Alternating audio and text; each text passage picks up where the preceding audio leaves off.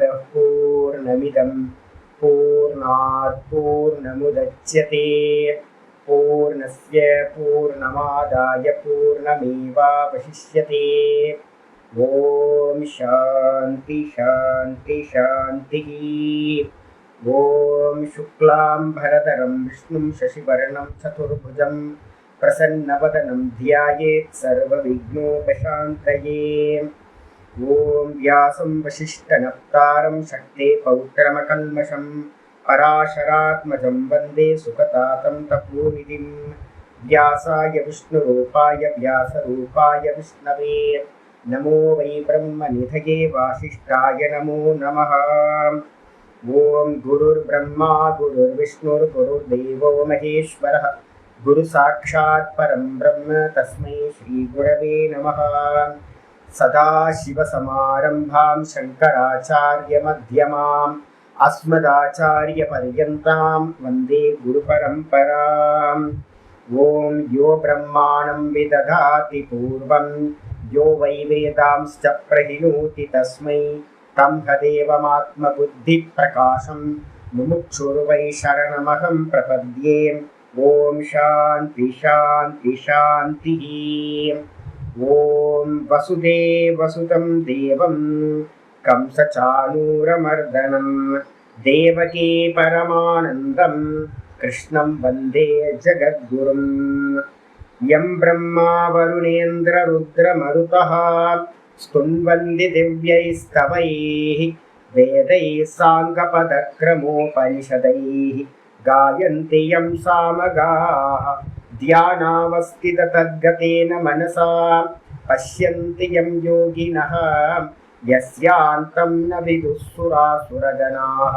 देवाय तस्मै नमः देवाय तस्मै नमः। ॐ श्रीकृष्णाय परमात्मने नमः। श्रीकृष्ण कृष्ण कृष्ण। ॐ नारायणः परो व्यक्तात् अण्डमव्यक्तसम्भवम् अण्डस्यान्तस्मिन् लोकाः सप्तद्वीपा च मेदिनी। ॐ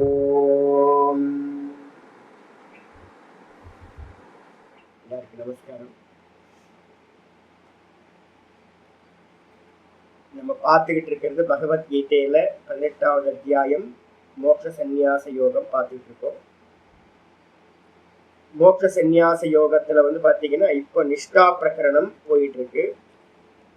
ஞானத்தை அடைதல், ஞானத்தை அடைஞ்ச பிறகு அந்த ஞானத்திலேயே நிற்கிறது. ஞானம் எது அப்படின்னா ஞானஸ்வரூபம் நான் தான், நான் தான் ஆத்மா, நான் தான் ஞானஸ்வரூபம், நான் தான் பிரம்மமா இருக்கேன். அப்போ ஆத்ம நிஷ்டைன்னு சொல்லலாம், இல்லைன்னா பிரம்ம நிஷ்டைன்னு சொல்லலாம், இல்லைன்னா ஞான நிஷ்டைன்னு சொல்லலாம். மூணுமே என்னது அப்படின்னா ஒண்ணுதான். ஆத்மானாலும் பிரம்மம்னாலும் ஞானம்னாலும் மூணும் ஒண்ணு. அப்ப எந்த வார்த்தையில வேணாலும் சொல்லலாம். அதுக்கு இன்னொரு பேர் என்னது? ஆத்மானுபவம். அந்த நிஷ்டையோட முடிவுல உண்டாகிறது ஆத்மானுபவம். அப்ப ஆத்மானுபவம் உண்டாகிறதுக்காக, ஆத்மானுபவத்தினாலதான் என்ன உண்டாகும்? ஜீவன் முக்தி உண்டாகும். அப்ப ஜீவன் முக்திக்காக பாத்தீங்கன்னா என்ன பண்ணணும்? வித்வத் சந்நியாசம் அப்படின்னு பேரு. நேற்று யாராவது பாடத்தை ஜீவன் முக்தி விவேகம் கேட்டுக்கிட்டு இருக்கீங்கன்னா உங்களுக்கு நல்லா தெரியும். ஞானத்தை அடைந்தவன் என்ன பண்ணுவான்? வித்வத் சந்நியாசத்தை எடுத்துப்பான். யாக்ஞவல்ய மகரிஷி மாதிரி எடுத்துக்கிட்டு என்ன பண்ணுவாங்க அப்படின்னு கேட்டீங்கன்னா, நைஷ்கர்மிய சுத்திம் பரமாம் சந்நியாசேன அதிகச்சதி. இப்பதான் நம்ம பார்த்துருக்கோம்.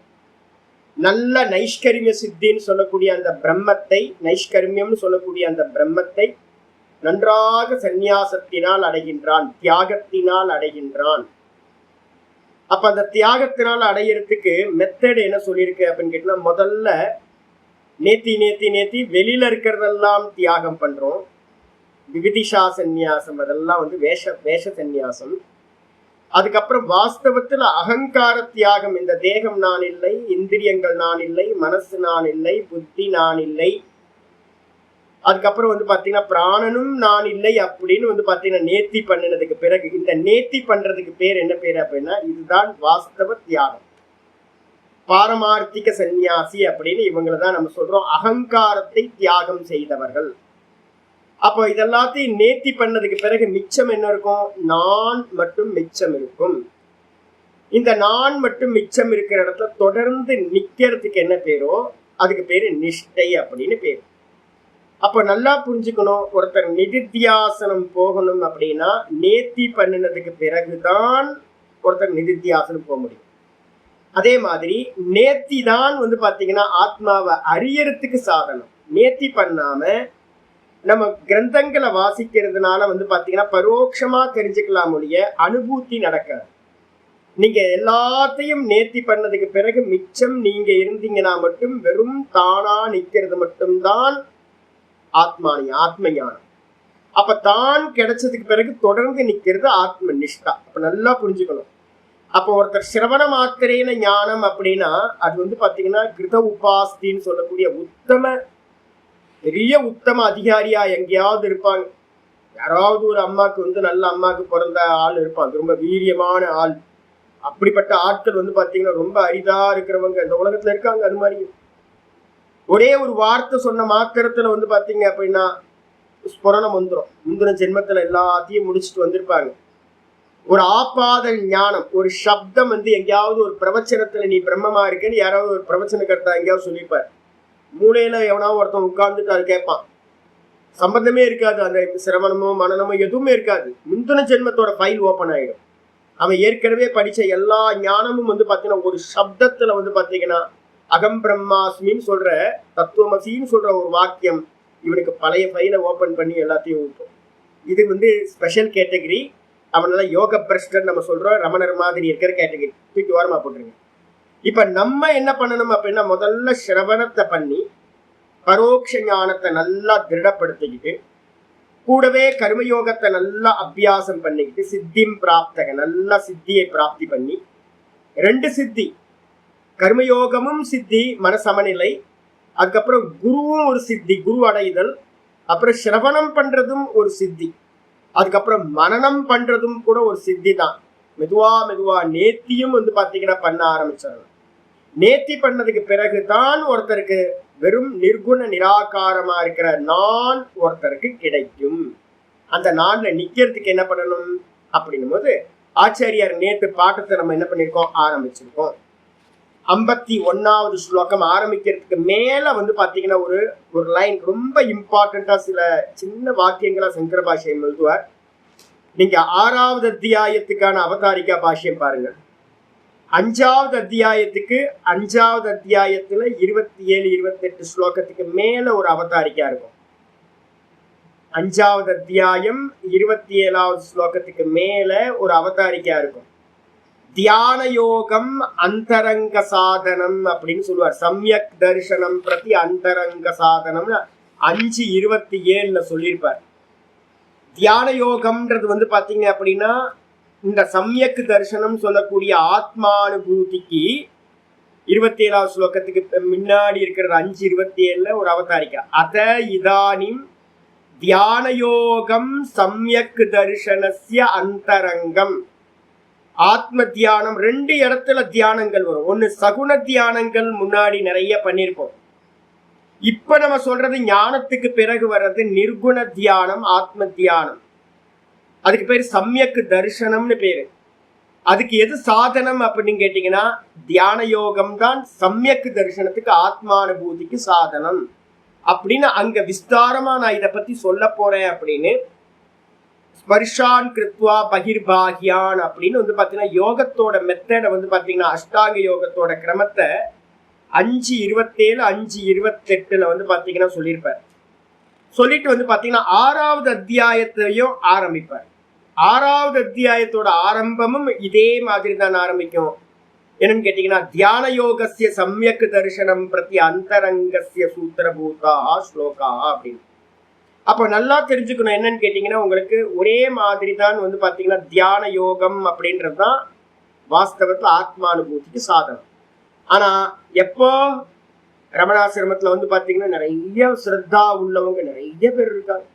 எவ்வளவு அற்புதமான ஆட்கள்லாம் இருக்காங்க. நான் டெய்லி பார்ப்பேன், எல்லாத்தையும் பார்ப்பேன். நல்ல சாதுக்களா, நல்ல சாந்தமான சுரூபத்தை உடையவங்களா. ஆனா ஒரு ஸ்டெப்ஸ் பாத்தீங்கன்னா போகாம என்ன பண்ணிட்டாங்க, டைரக்டா தியானத்துக்கு உட்காந்துட்டாங்க. அப்ப என்ன ஆகும்னு கேட்டீங்கன்னா அந்த எபிலிட்டி நம்மளால நிர்குணத்துல நிக்கிறதுக்கான சாமர்த்தியம் ஒருத்தருக்கு உண்டாகாது. அப்போ நம்ம 5வது அத்தியாயத்திலயும் 6வது அத்தியாயத்திலயும் அந்தரங்க சாதனம் தியானம்னு பார்த்திருக்கோம் அனுபூதிக்கு. அப்ப பகிரங்கம் இருக்கா சுவாமி அப்படின்னு கேட்டீங்கன்னா, பகிரங்க சாதனம் கர்மயோகம். கர்மயோகம் மன சமநிலையை கொடுக்கும். அப்ப சமநிலை கிடைச்சவன் தான் ஆத்ம தியானத்துக்கு போக முடியும். அப்ப கர்மயோகம் இல்லாம ஒருத்தர் தியானத்துக்கு போறாருன்னா அவரால் தியானத்தை அச்சீவ் பண்ணவே முடியாது, சஞ்சலிச்சுக்கிட்டே இருக்கும். நான் பார்த்துக்கிட்டே இருக்கேன், எனக்கு பக்கத்திலேயே இருக்காங்க ஒவ்வொருத்தரும், நல்ல சிரத்தையா இருப்பாங்க, நல்லா டெய்லி போய் உட்காருவாங்க. எனக்கு நல்லா தெரியும் கிருஷ்ண பரமாத்மா என்ன சொல்லியிருக்காரோ அதான் சத்தியம். அவங்களால மேல போக முடியாது, மேல கீழே இங்கேயே இருந்துட்டு இருப்பாங்க. என்ன காரணம்? கர்மயோகத்தினால உண்டாகிற சித்தி கிடைக்கல. அதான் இங்க ஆரம்பிக்கும் போதே சித்திம் பிராப்தகன்னு ஒரு வார்த்தையை போடுறாரு. யாரெல்லாம் பாத்தீங்கன்னா கர்மயோகத்தினால பாத்தீங்கன்னா ஈஸ்வரார்ப்பணம் பண்ணி எது கிடைச்சாலும் பிரசாதம்னு ஒரு மனசு சாந்தி ஆயிருக்கோ அவனுக்கு நிர்குணத்துக்கு ஈஸியா போக முடியும். இல்லைன்னா போகவே முடியாது சார். அப்ப பாத்தீங்கன்னா நல்லா தெரிஞ்சுக்கணும், இங்கேயும் ஒரு அவதாரிக்கா இருக்கு. இப்ப நம்ம பார்த்துட்டு இருக்கோம்ல, இந்த 51வது ஸ்லோகத்துக்கு ஒரு அவதாரிக்கா இருக்கு பாருங்க. சாயம் ஞானஸ்ய பரானிஷ்டா உச்சதே. அந்த இவ்விதமான ஞானத்தினுடைய பராநிஷ்டான்னு எது சொல்லப்படுகிறதோ உச்சதே, அந்த ஞான நிஷ்டையை கதம் காரியா, அந்த ஞான நிஷ்டையை எவ்வாறு செய்வது, ரொம்ப தெளிவா அவதாரிக்க எழுதுறார். ஞான நிஷ்டை யாருக்காவது வேணும் அப்படின்னா கண்டிப்பா இத மெத்தடா ஃபாலோ பண்ணிதான் ஆகணும். ஞான நிஷ்டைக்கு இன்னொரு பேர் என்னது? சம்யக் தரிசனம். அதான் 6வது அத்தியாயத்துல சொல்லியிருக்கு. அப்ப நீங்க 6வது அத்தியாயத்தையும் 5:27 இருந்தே இதோட ஆட் பண்ணிக்கணும். அங்க ஒரு பெரிய அத்தியாயத்துல சொன்னதை இங்க என்ன பண்ண போறார்? ரொம்ப சுருக்கமா 5 ஸ்லோகத்தை சொல்ல போறார். 6வது அத்தியாயத்தை சொன்னதுதான் இங்க சொல்ல போற. தஸ்மாத் யோகி பவார்ஜுன. அர்ஜுனனுக்கு உபதேசம் என்னது? ஆகையினால் நீ யோகியாக ஆவாயாக. ஏன் யோகி ஆகணும் அப்படின்னு கேள்வி கேட்கும் போது அங்கேயே பாத்தீங்கன்னா 6வது அத்தியாயத்தோட லாஸ்ட்ல பாத்தீங்கன்னா சொல்லியிருப்பார். சொல்லும் போதே பாத்தீங்கன்னா ரொம்ப கிளியரா சொல்றாரு 6வது அத்தியாயத்துல, தபஸ்விபியோ அதிகோ யோகி. தபஸ்விகளை காட்டிலும் யோகி மிகவும் உயர்ந்தவன். 6:46 சொல்றார். ஞானிபியோ அப்படி அதிகோ யோகி. ரொம்ப முக்கியமானது. பரோட்ச ஞானம் உடையவங்க இந்த உலகத்துல நிறைய பேர் இருக்காங்க. 5 நிமிஷம் கண்ண மூடி உட்கார முடியாது. 5 நிமிஷம் கண்ண மூடி உட்காருங்க அப்படின்னா, ஒரு நாள் போன் ஆஃப் பண்ணிட்டு, செல்போன் ஆஃப் பண்ணிட்டு மௌனமா பாத்தீங்கன்னா ஒரு நாள் இருங்க அப்படின்னா கரித வச்சு போயிடுவாங்க. தண்ணியில இருக்கிற மீன் எடுத்து கரையில போட்ட மாதிரி ஆயிடுவாங்க. ஆனா ஞானத்தை பேசுறவங்க நல்லா பேசுவாங்க, நிறைய பேசுவாங்க. ஆனா அவங்களால யோகத்தை அபியாசம் பண்ண முடியுமா அப்படின்னா யோகத்தை அபியாசம் பண்ண முடியாது. நிறைய பேர் இருக்காங்க இந்தியா ஃபுல்லா. அதனால சொல்லுது, ஞானியை காட்டிலும் பாத்தீங்கன்னா பரோட்ச ஞானியை காட்டிலும் யோகி மிகவும் உயர்ந்தவன். ஆத்ம தியானம் பண்ற யோகி. கர்மிபியோ அப்படி அதிகோ யோகி. உலகத்துல கர்மத்தை பண்றவங்க நிறைய பேர் இருக்காங்க.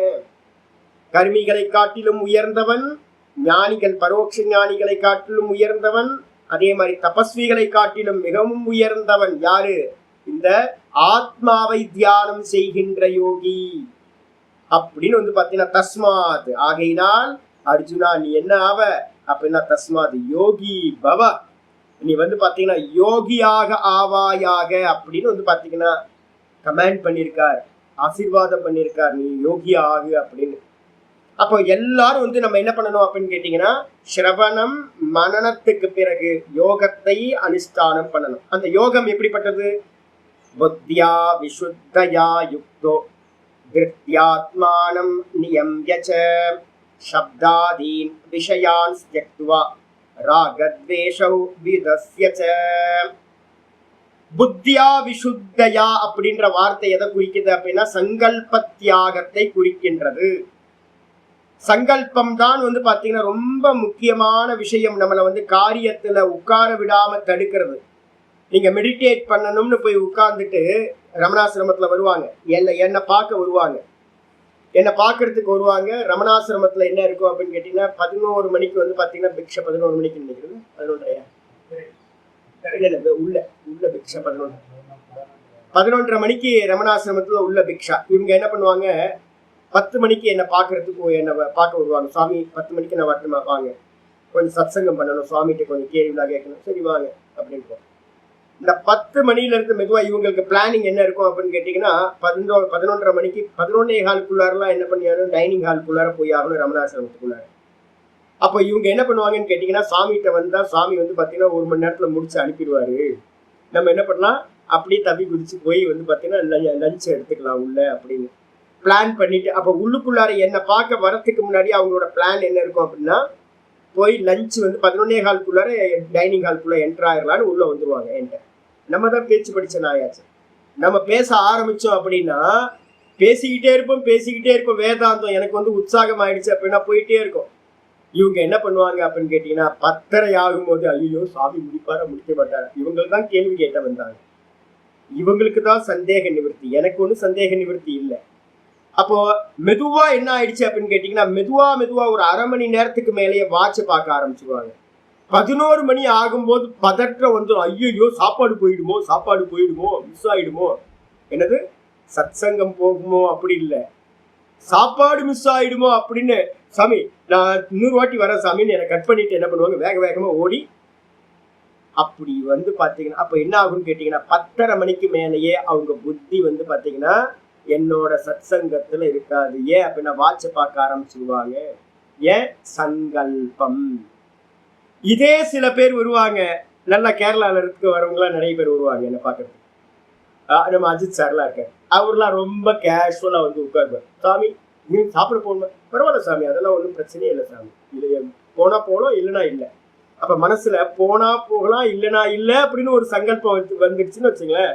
அப்ப நீங்க எப்படி இருப்பீங்க, உட்கார்ந்து சங்கல்பம் ஆகல, எப்ப முடியுதோ சத்சங்கம் எப்ப முடியுதோ அப்ப போலாம் அப்படின்னு முடிவுக்கு வந்ததுக்கு பிறகு நிறைய பேர் அது மாதிரி வரவங்க நல்ல ஆட்கள் இருக்காங்க. சாப்பாடு மிஸ் ஆனா பரவாயில்ல, எனக்கு என்ன, உங்களை பார்க்க தான் வந்தோம், உங்கள்கிட்ட பேசுறது தான் வந்துடும், சத்சங்கத்துக்கு தான் வந்திருக்கோம் அப்படின்னு அடுத்த ப்ரோக்ராம் அப்படின்னு ஒண்ணு உள்ளுக்குள்ளார இல்லாம சங்கல்பிக்காம வந்தாங்கன்னா நான் பாட்டுக்கு பேசிக்கிட்டே இருப்பேன். இவங்களும் இருப்பாங்க, மணி ஆயிடும். 10:30 மணிக்கு வந்தாங்க அப்படின்னா 2:30 மணி வரைக்கும் எல்லாம் போகும். சொல்ல சொல்லு 1 மணி ஆயிடும், 2 மணி ஆயிடும். நானும் சாப்பிட முடியாது, அவங்களும் சாப்பிட முடியாது, ரொம்ப சத்சங்கமே போயிட்டே இருக்கும்.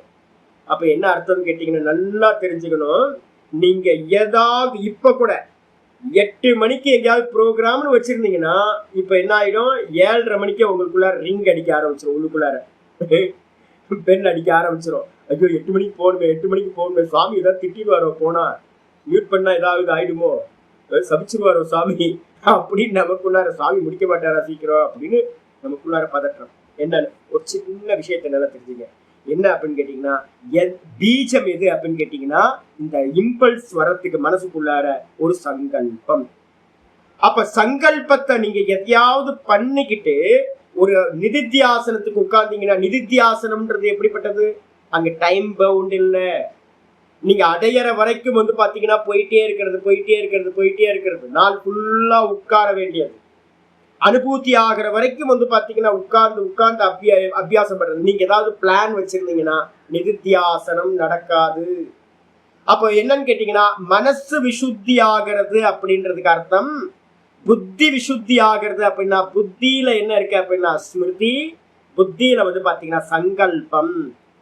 அதனாலதான் வந்து பாத்தீங்கன்னா 6வது அத்தியாயத்துல ஆரம்பிக்கும் போதே என்ன பண்றாரு அப்படின்னு கேட்டீங்கன்னா உங்க கர்மயோகம் பண்ணும் போதே உங்களை வான் பண்ணிடுறாரு. கிரகஸ்தரா இருக்கும் போதே நீங்க என்ன பண்ணுங்க அப்படின்னு கேட்டீங்கன்னா எம் சந்நியாசமிதி பிராகு யோகம் தம்பித்தி பாண்டவ, எதனை சந்நியாசம் என்று சொல்கிறார்களோ அதனையே யோகம் என்று அறிந்து கொள். எதை சந்நியாசம் பண்றது சாமி, சந்நியாசேன அதிகச்சதி அப்படின்னு மந்திரம் சொல்லிச்சு, சந்நியாசத்தினால் பிரம்மத்தை அடைகின்றான்னு. எதை சந்நியாசம் பண்றது அப்படின்னு கேட்டீங்கன்னா ஆச்சாரிய சொல்றாரு நஹ்ய சந்நியஸ்த சங்கல்போ யோகி பவதி கஷ்டன. 6:2 வந்து பாத்தீங்கன்னா ரொம்ப கிளியரா சொல்றார், எவன் சங்கல்பத்தை தியாகம் பண்ணவில்லையோ அவன் யோகியாக ஆக முடியாது. பதறம் உள்ளுக்குள்ளார நீங்க என்ன சங்கல்பம் வைக்கிறீங்களோ அது ஜபம் பண்ணும் போதோ தியானம் பண்ணும் போதோ மேல வந்துகிட்டே இருக்கும் இம்பல்ஸ். எந்த வேலையும் இல்லை, இன்னைக்கு எந்த கிளாஸும் இல்லை, எதுவுமே இல்லை அப்படின்ட்டு ஒரு 5 மணிக்கு நீங்க உட்காருங்க, லீவு நாள்ல எந்த வேலையும் இல்லை அப்படின்னு உட்கார்ந்தீங்க அப்படின்னா பால்காரன்ட்ட வேணான்னு சொல்லிட்டீங்க, பேப்பர் காரன்ட்ட வந்து போட்டுட்டு போன்னு சொல்லிட்டீங்க, நீங்க கதவே திறக்க வேணாம், எதுக்கும் கவலையே இல்லை. நீங்க பாட்டுக்கு உட்கார்ந்து இருக்கீங்க அப்படின்னா எவ்வளவு நேரம் வேணா உட்காரலாம். இதே கிளாஸ் 6:30 மணிக்குன்ட்டு நீங்க வந்து 5:30க்கு உட்கார்ந்தீங்கன்னா கிளாஸ் இருக்குன்னு உங்களை என்ன பண்ணும், உட்கார விடாது. அப்ப நல்லா புரிஞ்சுக்கணும், உங்களுடைய மனசை வந்து பாத்தீங்கன்னா குவைட் பண்ணாம இருக்கிறதுக்கு எது ரீசனா இருக்கு, காம் டவுன் பண்ண விடாம இந்த சங்கல்பம். அப்ப சங்கல்பத்தை வந்து பாத்தீங்கன்னா தியாகம் பண்றது தான் வந்து பாத்தீங்கன்னா ரொம்ப உத்தமமானது. 6:4 வந்து பாத்தீங்கன்னா இது அப்படியே சொல்லியிருக்கு. யதாகி நேந்திரியார்த்தேஷு ந கர்மசு அனுசஜ்ஜதே சர்வ சங்கல்ப சந்நியாசி யோகாரூடஸ்ததோச்யதே. சர்வ சங்கல்ப சந்நியாசி, சர்வ சங்கல்பங்களையும் எவன் விட்டவனோ அவன்தான் வந்து பாத்தீங்கன்னா யோகாரூடன், யோகத்துல ஏறினவன் அப்படின்னு அர்த்தம். நீங்க சங்கல்பத்தை தியாகம் பண்ணாத வரைக்கும் என்ன பண்ண முடியாது, உங்களால உட்காரவே முடியாது. அப்போ புத்தியா விசுத்தையா அப்படின்றதுக்கு அர்த்தம் என்னது, சங்கல்பத்தை தியாகம் பண்ணவன் ஒண்ணு ஒரே இது. அதுக்கு அடுத்தது என்ன அப்படின்னு கேட்டீங்கன்னா ஸ்மிருதி பரிசுத்தவ் அப்படின்னு யோகத்துல வந்து பாத்தீங்கன்னா ஒரு முக்கியமான ஒரு ப்ராசஸ் சொல்றோம். ஸ்மிருதி பரிசுத்தவ் அப்படின்னா என்ன அர்த்தம் அப்படின்னு கேட்டீங்கன்னா, இப்ப நம்ம ஒண்ணு பாக்குறோம், குரங்கு பாக்குறோம்னு வச்சுங்களேன். நான் வந்து பாத்தீங்க அப்படின்னா நல்லா அனுமன் மாதிரியே இருக்காரு அப்படின்ட்டு போயிடுவேன். நான் இப்ப பழம் கொடுக்கறதெல்லாம் வந்து பாத்தீங்கன்னா குரங்கு என்ன சேட்டை பண்ணாலும் வந்து பாத்தீங்கன்னா நான் வந்து பாத்தீங்கன்னா சும்மா ஒரு பாவலா காட்டுவேன் மிரட்டுற மாதிரி. ஆனா வந்து பாத்தீங்கன்னா அக்செப்ட் பண்ணுவேன். என்ன அப்படின்னா அனுமாரோட அவதாரம், அனுமார் தான் வந்திருக்கேன் அப்படிதான் நான் வந்து பாத்தீங்கன்னா பாக்குறேன். நான் வந்து பாத்தீங்கன்னா ஒரு சிலையை பாக்குறேன், அனுமன் சிலையை பாக்குறேன் அப்படின்னா காலை தொட்டு கும்பிட்டு நமஸ்காரம் பண்ணிட்டு வரேன்னு வச்சுங்களேன். இதே வந்து பாத்தீங்கன்னா உகாண்டாலேயோ இல்லை எங்கேயாவது ஒரு ஏரியால ஏதோ ஆப்பிரிக்கா கண்ட்ரில ஒருத்தன் இருக்கான், அவன்கிட்ட போயிட்டு வந்து பாத்தீங்க அப்படின்னா இந்த அனுமனோட விக்கிரகத்தை காட்டினீங்கன்னா அவன் என்ன சொல்லுவான், அனுமன் சொல்லுவானா இல்ல குரங்குன்னு சொல்லுவானா? குரங்கு தானே சொல்லுவான். அதுக்கு அடுத்து வந்து பாத்தீங்கன்னா பிள்ளையாரை காட்டினீங்கன்னா அவன் என்ன சொல்லுவான், பிள்ளையாரை வந்து பாத்தீங்கன்னா விநாயகரை பார்த்தான் அப்படின்னா அவன் என்ன சொல்லுவான், நம்ம விநாயகர்னு சொல்றோம், அவன் என்ன சொல்லுவான், என்னது எலிஃபென்ட்டை ஏன் வச்சிருக்காங்க இது மாதிரி அப்படின்னு சொல்லுவான். அப்போ இப்ப நம்ம பிள்ளையாருன்னு நினைக்கிறதும் ஹனுமன் நினைக்கிறதும் நம்ம அப்பா அம்மா சின்ன குழந்தையில இருந்து என்ன பண்ணிருக்காங்க, கர்ணத்துல போட்டுக்கோ, சுத்தி வா, தோப்பு கர்ணம் போடு, இது பிள்ளையாருக்கு இதை பண்ணணும். ஹனுமன் தான் வந்து பாத்தீங்கன்னா பலம் கொடுப்பார். அதனால வந்து பாத்தீங்கன்னா அனுமனை வந்து பாத்தீங்கன்னா ராமதூதன், அதனால அவர் பெரிய பெரிய பலசாலி, அவர் வந்து வாயுபுத்திரன் அப்படிலாம் சொல்லி சொல்லி சொல்லி நமக்குள்ளார என்ன பண்ணிருக்காங்க, ஏகப்பட்ட மெமரிஸை வந்து பாத்தீங்கன்னா வச்சிருக்காங்க. இந்த மொத்த ஜெகத்தும் வந்து பாத்தீங்கன்னா என்ன பண்ணிருக்க அப்படின்னு கேட்டீங்கன்னா ஏகப்பட்ட மெமரிஸை வந்து பாத்தீங்கன்னா நமக்குள்ளார பதிச்சு வச்சிருக்கு. எதை பார்த்தாலும் அவங்களுக்கு அவங்களோட மெமரி தான் வெளியில வருது. அதுக்கு என்ன பேரு அப்படின்னா ஸ்மிருதி. நீங்க என்ன அனுபவிச்சீங்களோ, என்ன கேட்டீங்களோ, என்ன படிச்சீங்களோ, இது எல்லாம் உங்களுக்கு வந்து பாத்தீங்கன்னா முதல்ல இருக்கும். மேல பார்க்கும் போதே வந்து people see what they want சீன்னு சொல்றோம். பீப்புள் வந்து பாத்தீங்கன்னா அவன் என்ன பார்க்க விரும்புறானோ அதை தான் பார்க்கறான். ஏன் பார்க்கறான் அப்படின்னு கேட்டா அவனுக்குள்ளார என்ன வாசனை இருக்கோ அதுதான் ஸ்மிருதிக்கு வரும். நல்லா புரிஞ்சுங்க, ஸ்மிருதிக்கு எது வரும் அப்படின்னு கேட்டீங்கன்னா என்ன வாசனை இருக்கோ அதுதான் வெளியில ஸ்மிருதியா வரும். அப்ப ஸ்மிருதி பரிசுத்தி அப்படின்றதுக்கு அர்த்தம் என்னன்னா வாசனைகளை வந்து பாத்தீங்கன்னா சுத்திகரணம் பண்றது. வாசனா சுத்தி தான் வந்து பாத்தீங்கன்னா வாசனா க்ஷயம் அப்படின்னு பேரு. ஜீவன் முக்தி விவேகத்துல வாசனா க்ஷயம் அப்படின்றது ஒரு பெரிய டாபிக்கா வந்து பாத்தீங்கன்னா சொல்லுவார். அதே மாதிரி வந்து வசிஷ்டர் வந்து பாத்தீங்கன்னா சொல்லும் போது இதுல யோக வாசிஷ்டத்துல வந்து பாத்தீங்கன்னா வாசனாட்சயத்தை பத்தி ரொம்ப பிரதானமா ராமருக்கு உபதேசம் பண்றார். ராமரும் வந்து பாத்தீங்கன்னா என்ன பண்றாரு அப்படின்னா முக்திகோ உபனிஷத்து உங்களுக்கு அனுப்பி வச்சிருக்காரு. 2வது சாப்டர்ல பாத்தீங்க அப்படின்னா நிர்விகல்ப சமாதியினால வந்து ஜீவன் முக்தி அப்படின்னு சொல்றாரு. அந்த நிர்விகல்ப சமாதி எப்படி சம்பவிக்கும் அப்படின்னு கேட்கும்போது ராமர் வந்து சொல்லும்போது சொல்றார், சர்வ வாசனாட்சயா கல்லாபகா, அனைத்து வாசனைகளும் நஷ்டமாகின்ற நிலையில் நிர்விகல்ப சமாதி உண்டாகுது. அப்போ நிர்விகல்ப சமாதி உண்டாகணும்னா வாசனைகள் நாசமாகணும். வாசனைகள் நாசமாச்சு அப்படின்னா தான் உங்க புத்திக்கு வந்து நினைவா வாசனை வராது. அந்த வாசனை வரல அப்படின்னா நீங்க சங்கல்பம் பண்ண மாட்டீங்க. ஸ்மிருதியில வரலன்னா சங்கல்பம் பண்ண மாட்டோம். எனக்கு பூரி அப்படின்னு திடீர்னு எனக்கு வந்துருச்சு அப்படின்னா என்ன ஆயிடும், பூரி ஏன் வந்துச்சு, நான் வந்து பாத்தீங்கன்னா பூரி சாப்பிட்டு சாப்பிட்டு பூரி வாசனை என்ன இருக்கு. ஏன் வந்து பாத்தீங்கன்னா மீனாட்சி ஞாபகம் வருது எனக்கு. நான் மீனாட்சி போய் லாஸ்ட் டைம் பார்த்தேன், எனக்கு வந்து பாத்தீங்கன்னா இன்னும் திருப்தி வரல. திரும்ப போய் பார்க்கணும்னு அவசர அவசரமா பார்த்துட்டு வந்துட்டோம். போன முறை டைம் இல்லை ட்ரெயினுக்கு. இன்னும் ஒரு வாட்டி பார்த்துருக்கலாம், பார்க்க முடியல சரியா. இன்னும் நல்லா திருப்தியா பார்க்கல, கண்ணார பார்க்கல. சொக்கநாதரையும் வந்து பாத்தீங்கன்னா வேக வேகமா கூட்டமா இருந்துச்சு அன்னைக்கு, சரியா பார்க்கல, அவசர அவசரமா வந்துட்டோம். ரங்கநாதரையும் சரியா பார்க்கல. அப்ப பார்க்கல, ஆனா பார்த்ததோட அந்த டேஸ்ட் வேற இருக்கா உள்ள. அப்ப அது வாசனையா இருக்கிறது 6 மாசம் ஆயிடுச்சு. அது வந்து பாத்தீங்க அப்படின்னா இப்ப எனக்கு புத்திக்குள்ளார வந்து பாத்தீங்கன்னா மீனாட்சி மீனாட்சி மீனாட்சின்னு டெய்லி காலையில வந்து பாத்தீங்கன்னா எந்திரிக்கும் போது மீனாட்சி மீனாட்சின்னு வருது. ஏன் வருது? நான் அனுபவிச்சதுதான் எனக்கு வாசனையா இருக்கு. வாசனை தான் ஸ்மிருதியா வருது. ஸ்மிருதி வந்த மாத்திரத்துல நான் என்ன சங்கல்பம் பண்றேன்? கிளாஸ் முடிஞ்சோன்னு, கீதா முடிஞ்சோன்னு மதுரைக்கு போய் மீனாட்சியை பார்த்துட்டு வரணும் சங்கல்பமா. சங்கல்பம் வந்த மாத்திரத்துல அதை குறிச்சே எப்ப கிளாஸ் முடியும் அப்படின்னு பார்த்துக்கிட்டே இருக்கிறது. இப்பவே பார்க்க ஆரம்பிச்சிட்டேன். வெறும் இதுக்கு மீனாட்சி மட்டும் பார்க்கறதா இல்லை வேற வேற எங்கெங்கெல்லாம் பார்க்கறதுன்னு பிளான்லாம் இப்பவே ரெடி ஆக ஆரம்பிச்சிருச்சு. மனசு சிந்தனைக்கு போயிடுச்சு. அப்ப சிந்தனைக்கு காரணம் எது அப்படின்னு கேட்டீங்கன்னா சங்கல்பம்.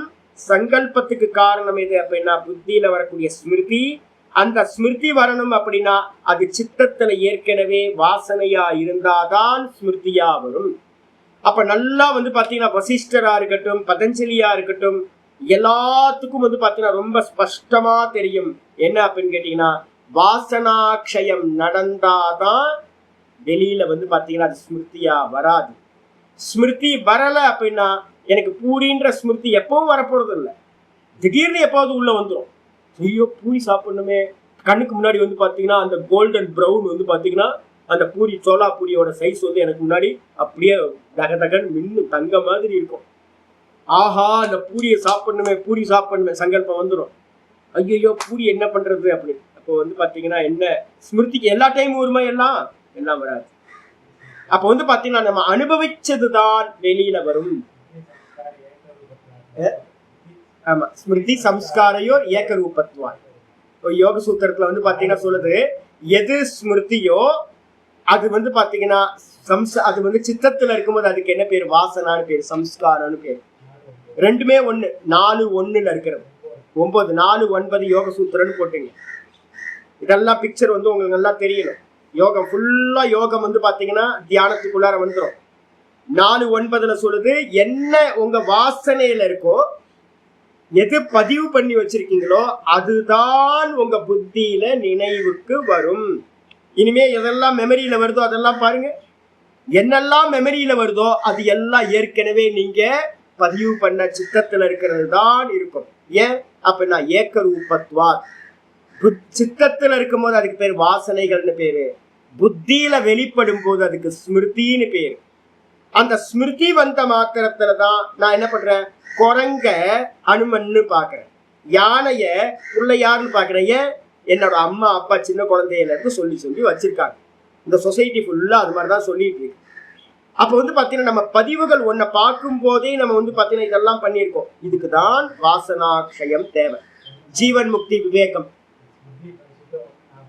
1:43. ஸ்மிருதி பரிசுத்தியை வந்து பாத்தீங்கன்னா 1:43 போட்டு 4:9 அதே மாதிரி 1:43 யோக சூத்திரத்துல 1:43. யாரு புக்கு படிச்சவங்க நிறைய இருக்கீங்க, எடுத்து ரெஃபரன்ஸ்க்காக நான் சொல்றேன். ஸ்மிருதி பரிசுத்தி ஒருத்தருக்கு நடந்துச்சு அப்படின்னா என்ன ஆகும் அப்படின்னு கேட்டீங்கன்னா டோட்டலா வந்து பாத்தீங்கன்னா நீங்க பதிவு பண்ணிருக்கிறதெல்லாம் போயிடும். இதான் வந்து பாத்தீங்கன்னா ஸ்மிருதி பரிசுத்தி. இதுக்கு என்ன சாமி சாதனம் அப்படின்னு கேட்டீங்கன்னா ரொம்ப ஈஸியான சாதனம் ஒண்ணு இருக்கு. ஏக தத்துவ அபியாசம். புத்தி விசுத்தி ஆகணும் அப்படின்னா அதுக்கு ஒரே ஒரு சாதனம் என்னது அப்படின்னு கேட்டீங்கன்னா புத்தியில என்ன இருக்கும்? 2 ஐட்டம் புத்தியில இருக்கு. ஒண்ணு வந்து பாத்தீங்கன்னா ஸ்மிருதி, இன்னொன்னு சங்கல்பம். அப்ப ஸ்மிருதியையும் சங்கல்பத்தையும் நாசம் பண்றதுக்கான ஒரு உபாயம் எது அப்படின்னா ஏக தத்துவ அபியாசம். அதுக்காக உங்கள்ட்ட எல்லாத்திட்டையும் முமுட்சுக்களா இருக்கிற யாரா இருந்தாலும் ஓங்காரத்தை பண்ணிக்கிட்டே இருங்க, சதா ஓங்காரத்தை பண்ணிக்கிட்டே இருங்க அப்படின்னு நம்ம சொல்றது காரணம் அதுக்காக தான். நல்லா எல்லாம் எரேஸ் ஆகிட்டே போகும். இந்த மந்திரத்தோட பேரே, ஓங்காரத்தோட பேரே எரேசர் தான். எல்லாத்தையும் எரேஸ் பண்ணும். எதை எரேஸ் பண்ணும்? உங்களுடைய வாசனைகளை எரேஸ் பண்ணும், உங்களுடைய ஸ்மிருதியை எரேஸ் பண்ணும், உங்களுடைய சங்கல்பங்களை வந்து பாத்தீங்கன்னா எரேஸ் பண்ணிக்கிட்டே போகும். அதனாலதான் ஓங்காரத்துக்கு பேரு ஏதத் ஆலம்பனம் சிரேஷ்டம்னு கட்டோபனிஷத்துல சொல்றாரு யம தர்மராஜா. இது மாதிரி ஆலம்பனம் இருக்கவே இருக்காது. நீங்க எந்த சாதனம் பண்ணாம புத்திய சுத்திப்படுத்த முடியாது. யாரையாவது கேளுங்க, எப்படி வந்து பாத்தீங்கன்னா புத்திய சுத்திகரணம் பண்றது? பெனாயில் போட்டு ஆசிட் போட்டா கழுவ முடியும்? வெளியிலயா இருக்கிறது?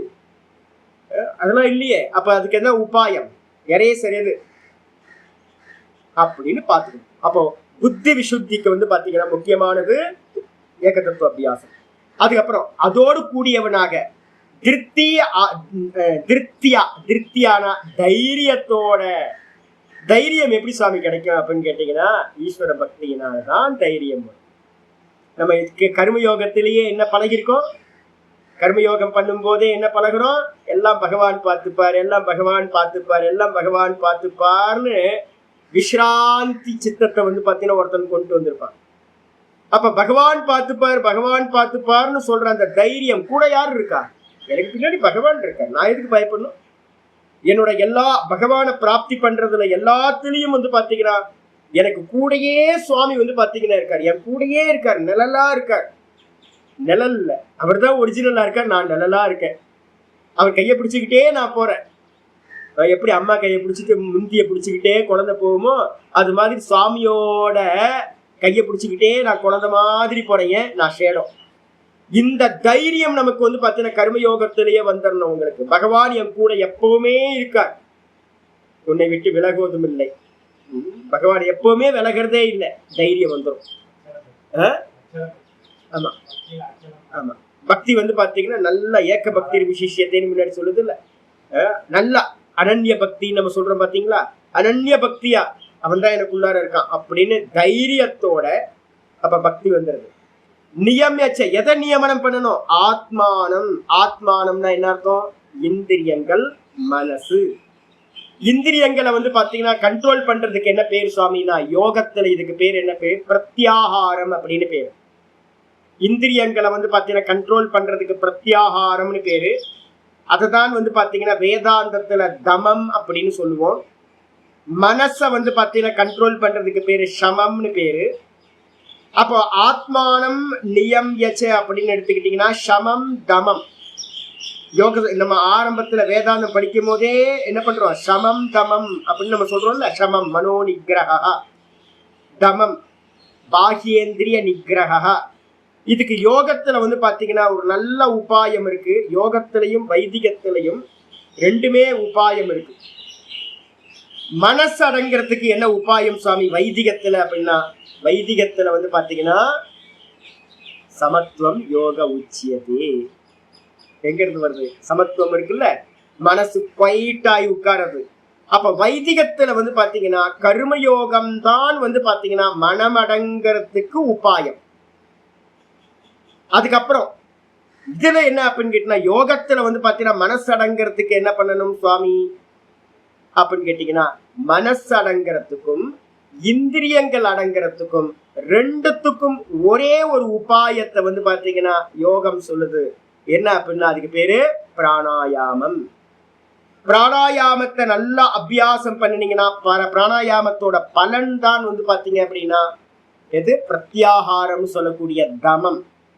இந்திரியம் அடங்குச்சு அப்படின்னா உங்களுக்கு என்ன ஆயிடும்? மனசு அடங்கிடும். ஏன் அப்படின்னா இந்திரியத்து மூலமா தான் உங்களுக்கு என்ன போகுது? மெசேஜ் உள்ள போய் உங்களுக்கு வந்து பாத்தீங்கன்னா மனசு வந்து பாத்தீங்கன்னா மெசேஜ் வந்து இந்திரியங்கள் கொடுக்கறத வச்சுக்கிட்டு அது சிந்திக்க. அப்ப அதனால வந்து பாத்தீங்கன்னா பிராணாயாமத்தை நல்லா பண்ணினீங்க அப்படின்னா உங்களுக்கு மனசும் இந்திரியங்களும் அடங்கி போகும். இந்த இந்திரியங்களுக்கு வந்து பாத்தீங்கன்னா ஃபியூயல் எது அப்படின்னு கேட்டீங்கன்னா, இந்திரியங்களுக்கு ஃபியூயல் பிராணன். பிராணன் தான் இந்திரியங்களா பரிணமிக்குது. பிராணாகான்னு பேரு. ரொம்ப டெக்னிக்கலா இது நல்லா புரிஞ்சுக்கணும். பிராணனை கண்ட்ரோல் பண்ணீங்க அப்படின்னா இந்திரியங்கள் டொப் டொப் டொப் டொப்னு எல்லாம் ஆஃப் ஆயிடும். ஃபியூயல் இல்லாதது மாதிரி. இந்த கண்ணு காது மூக்கு வாய் இருக்குல்ல, இதெல்லாம் பிராணன் இருக்கிறது. இந்திரியங்கள் இந்த ஸ்பர்ஷேந்திரியம் ஃபுல்லா வந்து பாத்தீங்கன்னா வியான வாயு இருக்கு. அதே மாதிரி வந்து பாத்தீங்கன்னா வயிற்றுக்குள்ளார வந்து பாத்தீங்கன்னா சமான வாயு இருக்கு. அப்ப இந்த கண்ணு காது மூக்கு வாயின்னு 7 ஓட்டைகளை நீங்க அடக்கணும் அப்படின்னா பிராணனை கண்ட்ரோல் பண்ணீங்கன்னா இந்த 7 ஓட்டைகள் வந்து பாத்தீங்கன்னா மேல இருக்கிறது அடங்கிடும், உங்க கைக்கு வந்துடும். அப்ப வந்து பாத்தீங்கன்னா பிராணாயாமம் தான் வந்து பாத்தீங்கன்னா மிகவும் உத்தமமான இந்திரிய நிகிரகத்துக்கும் மனோ நிகிரகத்துக்கும் யோகத்தில மெத்தட். பிராணபந்தனம் ஹி மனசோம்ய சாந்தோக்கியம் சொல்லுது. பிராணனால் கட்டப்பட்டதாக வந்து பாத்தீங்கன்னா இந்த மனதானது இருக்கிறது. ஜீவனுக்கு வந்து பாத்தீங்க அப்படின்னா 2 ரெக்கைகள் இருக்கு அப்படின்னு வந்து பாத்தீங்கன்னா சொல்லுது சாஸ்திரங்கள். 2 ரெக்கைகள் என்ன சுவாமி அப்படின்னு கேட்டீங்கன்னா 2-3 மந்திரங்கள் இருக்கு. அதுல ஒரு மந்திரம் 2 ரெக்கையில ஒரு ரெக்கை வந்து பாத்தீங்கன்னா மனசு, இன்னொரு ரெக்கை வந்து பாத்தீங்க அப்படின்னா பிராணன். ஜீவாத்மாக்கு 2 ரெக்கைகள் இருக்கு, பிராணனும் இந்த மனதும். ஒரு ரெக்கைய நீங்க பிடிச்சீங்கன்னா கூட ஒன்னாயிடும், இன்னொரு ரெக்கையால அடிச்சு பறக்க முடியாது. நீங்க மனசு அடக்குனீங்கன்னா பிராணன் அடங்கும், பிராணன் அடக்குனீங்கன்னா மனசு அடங்கும். நல்ல தீவிர அபியாசியா இருந்தீங்க அப்படின்னா, நல்ல தீவிர அபியாசி, ஓங்கார அபியாசத்தை மட்டும் சாமி எனக்கு பிராணாயாமம் தேவையில்லை, ஒரு மண்ணாங்கட்டியும் தேவையில்லை சாமி, நான் ஓங்காரம் எனக்கு கொஞ்சம் ஏஜ் ஆயிடுச்சு சாமி, நான் பிராணாயாமம்லாம் பண்ண முடியாது சாமி, அப்படியா ரொம்ப பெஸ்ட். வெறும் ஓங்காரத்தையே சதா காலமும் பண்ணிக்கிட்டே இருந்தீங்க அப்படின்னா 24 மணி நேரமும் வெறும் ஓங்கார அபியாசத்தை மட்டும் பண்ணிட்டு இருந்தீங்கன்னா மனசு வந்து பாத்தீங்கன்னா மெதுவா மெதுவா மெதுவா மனசு அடங்க அடங்க அடங்க உங்க பிராணனும் கூடவே சைமல்டேனியஸா அடங்க ஆரம்பிச்சு. இந்த கேவல கும்பகம்னு ஒண்ணு முக்கியமானது நம்ம சொல்றோம் பிராணாயாமத்துல, அது வந்து ஓங்கார ஜபத்தினாலேயே சித்திச்சிருவோங்க. ஏன் அப்படின்னா மனசு அடங்குனா பிராணன் அடங்கும், பிராணன் அடங்குனா மனசு அடங்கும். இதான் விஷயம். அப்ப வந்து பாத்தீங்கன்னா இந்த ஆத்மானம் நியம்யச்சன்றதுக்கு அர்த்தம் வந்து பாத்தீங்கன்னா சமம் தமம், இந்த 2ம் வந்து பாத்தீங்க அப்படின்னா பிராணாயாமத்தினால சித்திக்கும். அப்போ புத்திக்கு சங்கல்ப தியாகம், ஸ்மிருதி தியாகத்துக்கு வந்து பாத்தீங்க அப்படின்னா ஏக தத்துவ அபியாசம், மனசையும் வந்து பாத்தீங்கன்னா இந்திரியங்களையும் கண்ட்ரோல் பண்றதுக்கு பிராணாயாமம். அதுக்கப்புறம் இந்த பிராணாயாமம் வந்துடுச்சுன்னா என்னது, சப்தாதீன் விஷயான் தியக்துவா, சப்த ரூப ரச கந்தங்களை வந்து பாத்தீங்கன்னா தியாகம் பண்றது அப்படின்னு பேரு. இதுக்கு என்ன பேருன்னா பிரத்யாகாரம் அப்படின்னு பேரு. இதுக்கு என்ன பேரு, பிரத்யாகாரம். பிரத்யாகாரம்னா பிரதி ஆகரந்தி இது பிரத்யாகாரம். இந்த இந்திரியங்கள் எல்லாம் என்ன பண்ணிருக்கு அப்படின்னு கேட்டீங்கன்னா காது திறந்துன்னு இருக்கு, சப்தங்கள் எல்லாத்தையும் கேட்குது, கண்ணு பார்க்குது, எல்லாத்தையும் பார்த்துக்கிட்டே இருக்கு. இது மாதிரி பார்த்துக்கிட்டே இருக்கு, கேட்டுக்கிட்டே இருக்கு, எல்லாத்தையும் டச் பண்ணிக்கிட்டே இருக்கு, கையில கிடைக்கிறதெல்லாம் சாப்பிட்டுக்கிட்டே இருக்கு, ஸ்மெல் பண்ணிக்கிட்டு இருக்கு. எல்லா இந்திரியங்களும் வந்து பாத்தீங்கன்னா ஃபீடிங் சதா பண்ணிக்கிட்டே இருக்கா. இந்த பிராணாயாமம் பண்ண பண்ண பண்ண பண்ண உங்களுக்கு என்ன ஆகும்னு கேட்டீங்கன்னா, இந்த பிராணாயாமம் வந்து பண்ண பண்ண பண்ண பண்ண ஒரு சித்தி கிடைக்கும். அதுக்கு பேர் பிரத்யாகாரம்னு பேரு. எந்தெந்த இந்திரியங்கள் வெளிநோக்கி போச்சோ அந்தந்த இந்திரியங்கள் தன்னோட கோலகத்திலேயே வெளியில போகாம இருக்கும், தன்னோட நிலையில இருக்கும். கண்ணு சக்ஷுரிந்திரியம் காட்சிகளோட போய் சம்பந்தப்படாம கண்ணிலேயே இருக்கும். காதிந்திரியம் ஸ்ரோத்ரேந்திரியம் சப்தங்களுக்கு போகாம காதுலயே இருக்கும். இது மாதிரி அந்தந்த இந்திரியங்கள் விஷயங்களோடு சம்பந்தப்படாம அப்படியே இருந்துச்சு அப்படின்னா அதுக்கு பேர் பிரத்யாகாரம் அப்படின்னு பேர். இதெல்லாம் யோக சூத்திரத்துல உங்களுக்கு சொல்லியாச்சு, நல்லா விஸ்தாரமா எடுத்தாச்சு. அப்போ பிரத்யாகாரத்தை தான் வந்து பாத்தீங்கன்னா இங்க சொல்லும் போது சப்தாதீன் விஷயான் தியக்துவா, தியாகம் பண்ணி பார்க்கலாம். காது தொடர்ந்து வச்சுக்கிட்டு கிளி கத்திக்கிட்டு இருக்கு, காது கேட்கும்ல. சதானந்த நான் அடிக்கடி அதான் சொல்லுவேன், சாமி நல்லா இன்னைக்கு தியானம் போச்சு, வெளில போற சத்தம் கேட்டுதா இல்லையா, இன்னும் கேட்டு சாமி. அப்போ பிரத்யாகாரம் இல்லைன்னு தெரியுதுல்ல. நமக்கு மனசு ஏமாத்தும். நமக்கு வந்து பாத்தீங்கன்னா நான் தான் சதானந்த கேட்கும் போதே இதான் கேட்போம், அப்ப வெளியில போனதெல்லாம் கேட்குதா, எல்லாம் தெரியுதா, ரொம்ப தெரியுது சாமி, ஃபேன் ஓடுற சத்தம் கேட்குதா, ஆமா. அப்ப நீங்க இன்னும் மனசுக்கு வரலன்னு அர்த்தம். ஏன் அப்படின்னா இந்திரியங்கள் இன்னும் வேலை செஞ்சுக்கிட்டு இருக்கு. அப்போ எப்போ இந்திரியங்கள் வெளியில போகாம இருக்கோ அப்பதான் மனசு வந்து பாத்தீங்கன்னா நீங்க மனசுல எஸ்டாப்ளிஷ் ஆயிருக்கீங்கன்னு அர்த்தம். இல்லைன்னா என்ன அர்த்தம், இந்திரியங்களோட கனெக்ஷன் மனசுக்கு இருக்கா, கொஞ்சம் ஏமாந்தீங்கன்னா என்ன பண்ணும், வெளி விஷயத்து சிந்தனைக்கு போயிடும். ஒரு ஆட்டோ சத்தம் கேட்குறேன், எதுக்கு இந்த நேரத்தில் ஆட்டோ வருது, இப்போ கிளி கத்திக்கிட்டு இருக்கு, இந்த மைனா கிளி எல்லாம் வந்திருக்கு காரா பூந்தி சாப்பிட்றதுக்காக வந்திருக்கு, எதுங்க இப்போ டெய்லி இப்படி கத்தவே கத்தாத, எதுக்காக கத்திருக்கு, ஒருவேளை வந்து பாம்பு ஏதாவது வந்திருக்கும், பாம்பு வந்தால் பட்சிகள் கத்தும், இல்லை ஒருவேளை வந்து பூனை வந்து வேட்டையாடுறதுக்கு வந்திருக்கும், மேலே கீழே வந்து மேலே வந்துடும் பூனை. இப்போ என் மனசு என்ன பண்ணும், ஜபம் பண்ணிக்கிட்டே இருக்கேன், கண்ணை மூடி உட்காந்துக்கிட்டு ஜபம் பண்ணிக்கிட்டே இருக்கேன், கிளியும் குருவியும் சத்தம் கேட்கணும்னா வந்து மனசு என்ன பண்ணும், உள்ள சத்தம் போதா, ஏன் கிளி கத்துது, ஒருவேளை பூனை வந்துருச்சோ இல்லை வந்து பாம்பு வந்துருச்சோ ஹண்ட் பண்றதுக்கு, அதான் கத்துதுங்களோ, ஜபம் போயிடும், தியானம் போயிடும். ஏன்? காது இந்திரியம் சப்தத்தை உள்ள கொண்டு வர.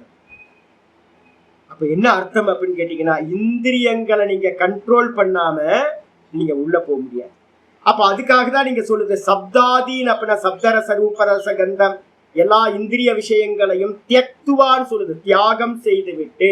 தியாகம் செய்ததுக்கு என்ன பேரு? பிரத்யாகாரம். இந்த எல்லாத்தோடு கூடி ராகத்வேஷம் விதஸ்யச, ராகத்வேஷத்தை விடுறதுக்கு என்ன சுவாமி பண்ணணும்? சுகதுக்கே சமே கிருத்வா சுகதுக்கே சமே கிருத்வா லாபா லாபௌ ஜயா ஜயௌ ததோ யுத்தாய யுத்யஸ்வ. திதிக்ஷான கர்மயோகம்.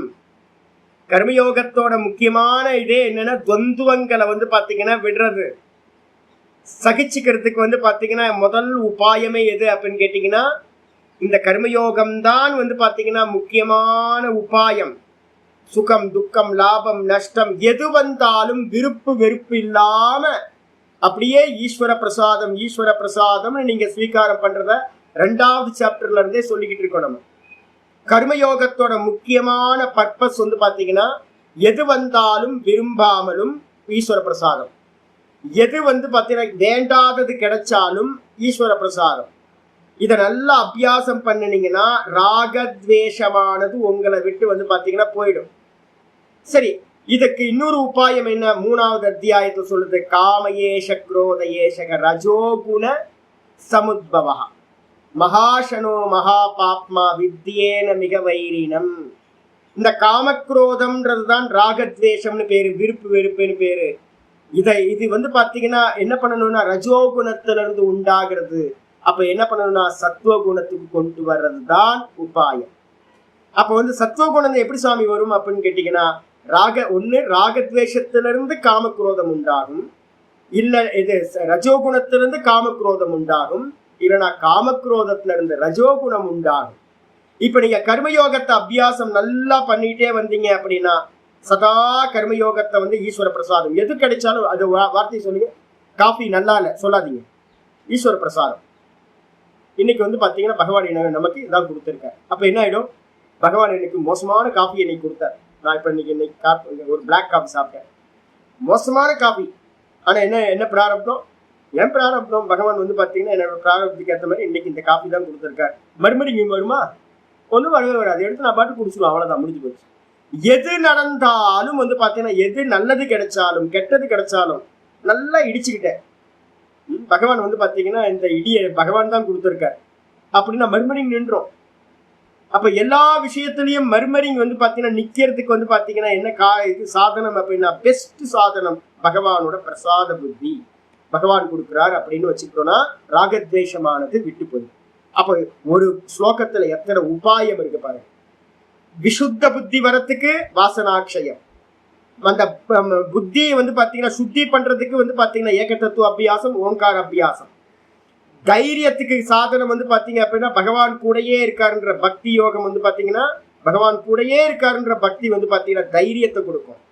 அதுக்கப்புறம் வந்து பாத்தீங்கன்னா இந்திரியங்களையும் மனதையும் கண்ட்ரோல் பண்றதுக்கு பிராணாயாமம், சப்தாதி விஷயங்களை தியாகம் பண்றதுக்கு பிரத்யாகாரம், அதுக்கப்புறம் ராகத்வேஷம் இல்லாமல் போகிறதுக்கு கர்மயோகம். இத்தனையும் சேர்ந்தவனா இதோடு கூடியவனா இன்னைக்கு பாடத்துக்கு வந்துருங்க.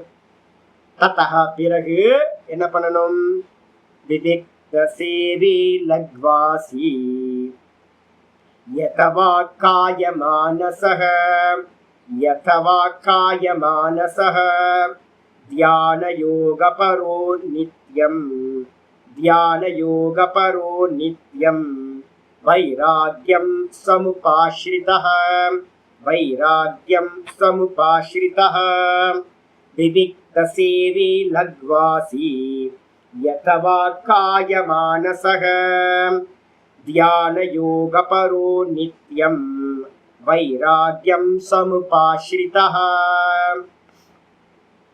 பிறகு என்ன பண்ணணும்? இது வந்து பாத்தீங்கன்னா நிஷ்டைக்கு வந்து பாத்தீங்கன்னா மொத்தம் 4-5 ஸ்லோகங்கள் நிஷ்டைக்கு சொல்ல போறோம். 51, 52, 53, 54, 55 வரிசையா ஒவ்வொன்று கண்டினியூட்டி எல்லாமே செயின் மாதிரி வர்றது. முடியல, ஒவ்வொரு ஸ்லோகம் முடியல. அதனால்தான் பிறகு என்ன பண்ணணும்? விவிக்த சேவி. விவிக்த சேவின்னா என்ன அர்த்தம்? குவாரண்டைன் பண்ணிக்கிற மாதிரி வந்து பாத்தீங்கன்னா நம்மள ஐசோலேட் பண்ணிக்கிறது, தனிமைப்படுத்தி கொள்ளுதல். அதுக்குதான் வந்து பாத்தீங்கன்னா முன்னாடி இருந்தவங்க என்ன பண்ணாங்க, வானப்பிரஸ்தத்திலேயே காட்டுக்கு போயிரு அப்படின்னாங்க, ஊரை விட்டு விலகி நில்லு. அதே மாதிரி சன்னியாசம் எடுத்துக்கிட்டோன்னா நிதித்தியாசனத்துக்கு போகணும் அப்படின்னா யாக்கியவல்யர் என்ன பண்றாரு, அரண்யத்துக்கு போறாரு. யாக்கியவல்யரே மகரிஷியே. ஆக்சுவலா இப்ப இருக்கிற லோகம் வேற, அப்ப இருக்கிற லோகம் வேற.